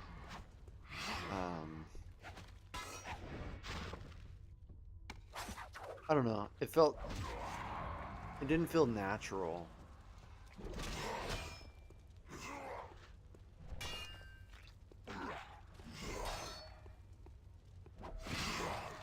But yeah, I was probably being over calculating with my reviews, which, like I said, I don't know if it's necessarily a bad thing. I overanalyze probably everything, which is a big issue of mine. I overanalyze all day, every day. I'm always analyzing situations and outcomes and why they occurred and how they occurred and like what were the circumstances leading up to that. Like, I'm very, very analytical for most things, and I want to approach reviews as organically and honestly as I can, which can be difficult, especially when, you know, like especially when I play a game like Gears of War that I love to death. I love the whole series. Hey, whoa, what the fadunk? Ah, I got jacked. Dang it. But yeah, when you have a series that you already know and love and you play, to be objective in that situation can be very difficult. So I didn't really. You can just check out the Gears of War review on stuffisstuff.com and formulate your own opinion. I won't talk too much about it.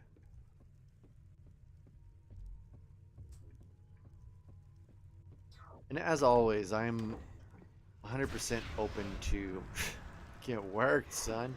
I'm 100% open to constructive criticism, as long as it's constructive.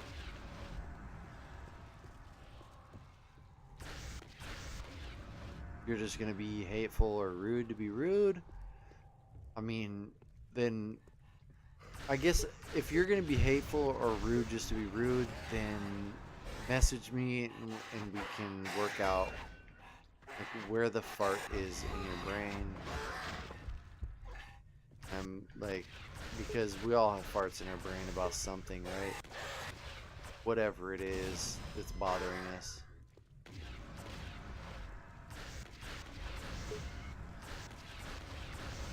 But I'd be more than willing to talk to you about it. I won't just throw you off a cliff. Like this ding ding.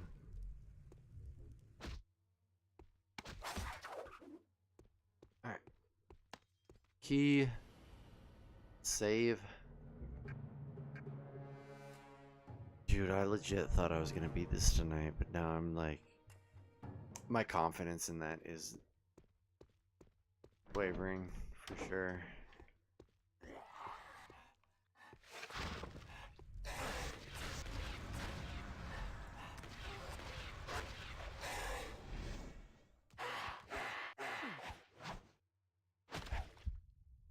I stand by my statement that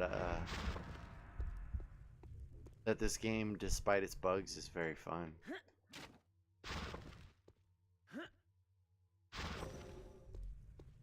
I don't remember who picked this. So, for whoever's here still, I was wondering, I had an idea. I was considering including in the review section. Oh no, retry. What did I do? What did I do or not do? I considered putting in the review section who chose the game to play. I was just wondering what people's thoughts were on that. Like, if you are interested in knowing who chose the game, and or who donated the game. Like, who donated the game? Is that something that would be fun on the review surface? And who chose the game to... Let's see if I can get you inside. Alright, guy, let's go. Yeah, it's very... See the grid? I'll open it up for you once you've raised the water level enough. Then I'd better start the water. That's the valve over there. You'll need to turn it and open the flow. Once you've got that going, I'll open up the grid and you can get inside. Raise the water by opening the valve. He said that's the valve over there. Very vague, like, that's the valve over there. Well, cool idea. Okay. Yeah, just including who donated as well as who chose it. The concern I had was like having the list be super long, because right now it's release date, developer, time played, time projected to play. I can't do anything until you turn the valve. It's back I up think- those stairs. I think those are the things right now that I have on there. But yeah, I mean, The meat cleavers I could sharpen just in case. Hurry, Hey, or what? they'll get me. all right, no.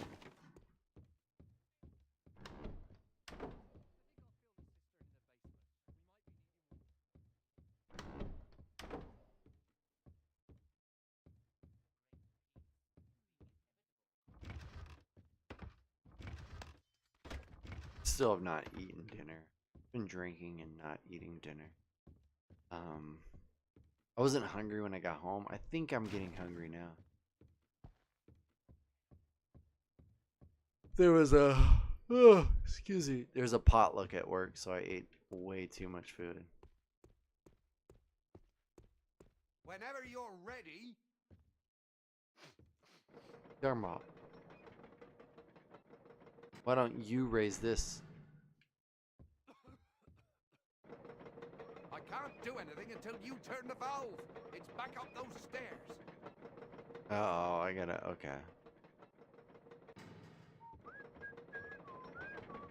I see what you're saying. I gotta raise the water. Alright, ding ding hole. Do it.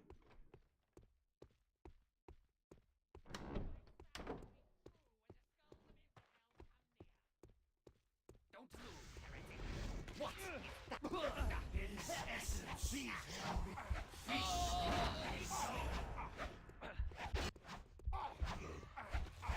Dude. Be dead. Ah! Oh! Whoa!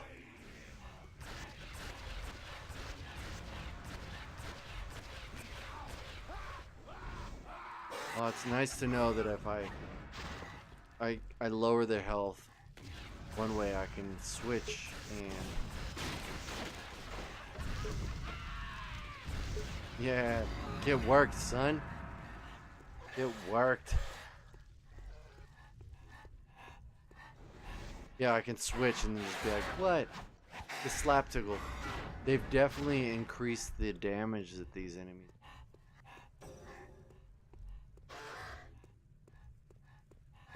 Ah, I thought I heard ding dings over here.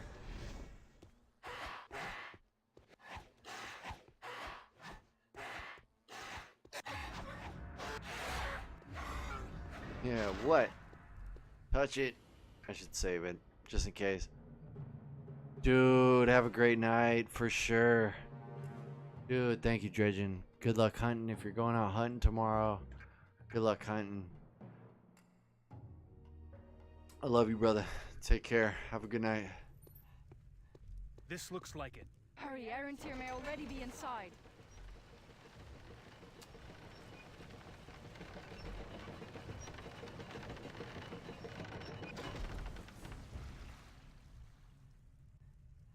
Yeah, cheers indeed.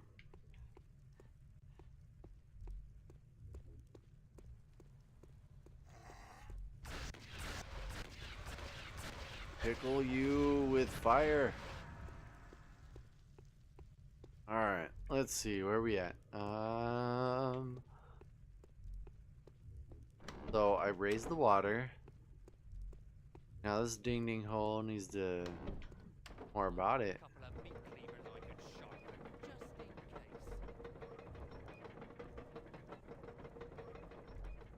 Water, yeah. I'm gonna hate tomorrow morning, but you know what I'm gonna do? Get up anyways.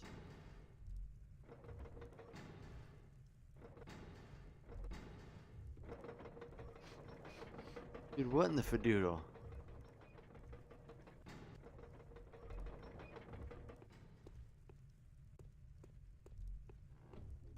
Okay, that's not good. Well, at least I've got some pigs here. Even with the siege, we'll have fresh meat. Oh. Alright, well, I thought for sure I was going to beat this game tonight, but I think it's time to jump off and make the sleep. So, until next time, I guess maybe tomorrow even. I might have time to stream tomorrow. I need to beat this game this weekend, so I will announce it online for sure. I'll let y'all know. But thank you all so much. Thank you guys for hanging out. I love you. I appreciate your time. I appreciate that you're willing to keep the stream up, that you're willing to spend your Friday here. All the words in my body. I love you all so much, and I appreciate you. Have a good night. Yes, Dreamcube. Have a good night. One Up Mushroom. Take care. Dude, you're welcome. Thank you. And seriously, as it always goes, if you have anything you ever want to talk about, you are more than welcome to talk about it with me. I'll never tell anybody.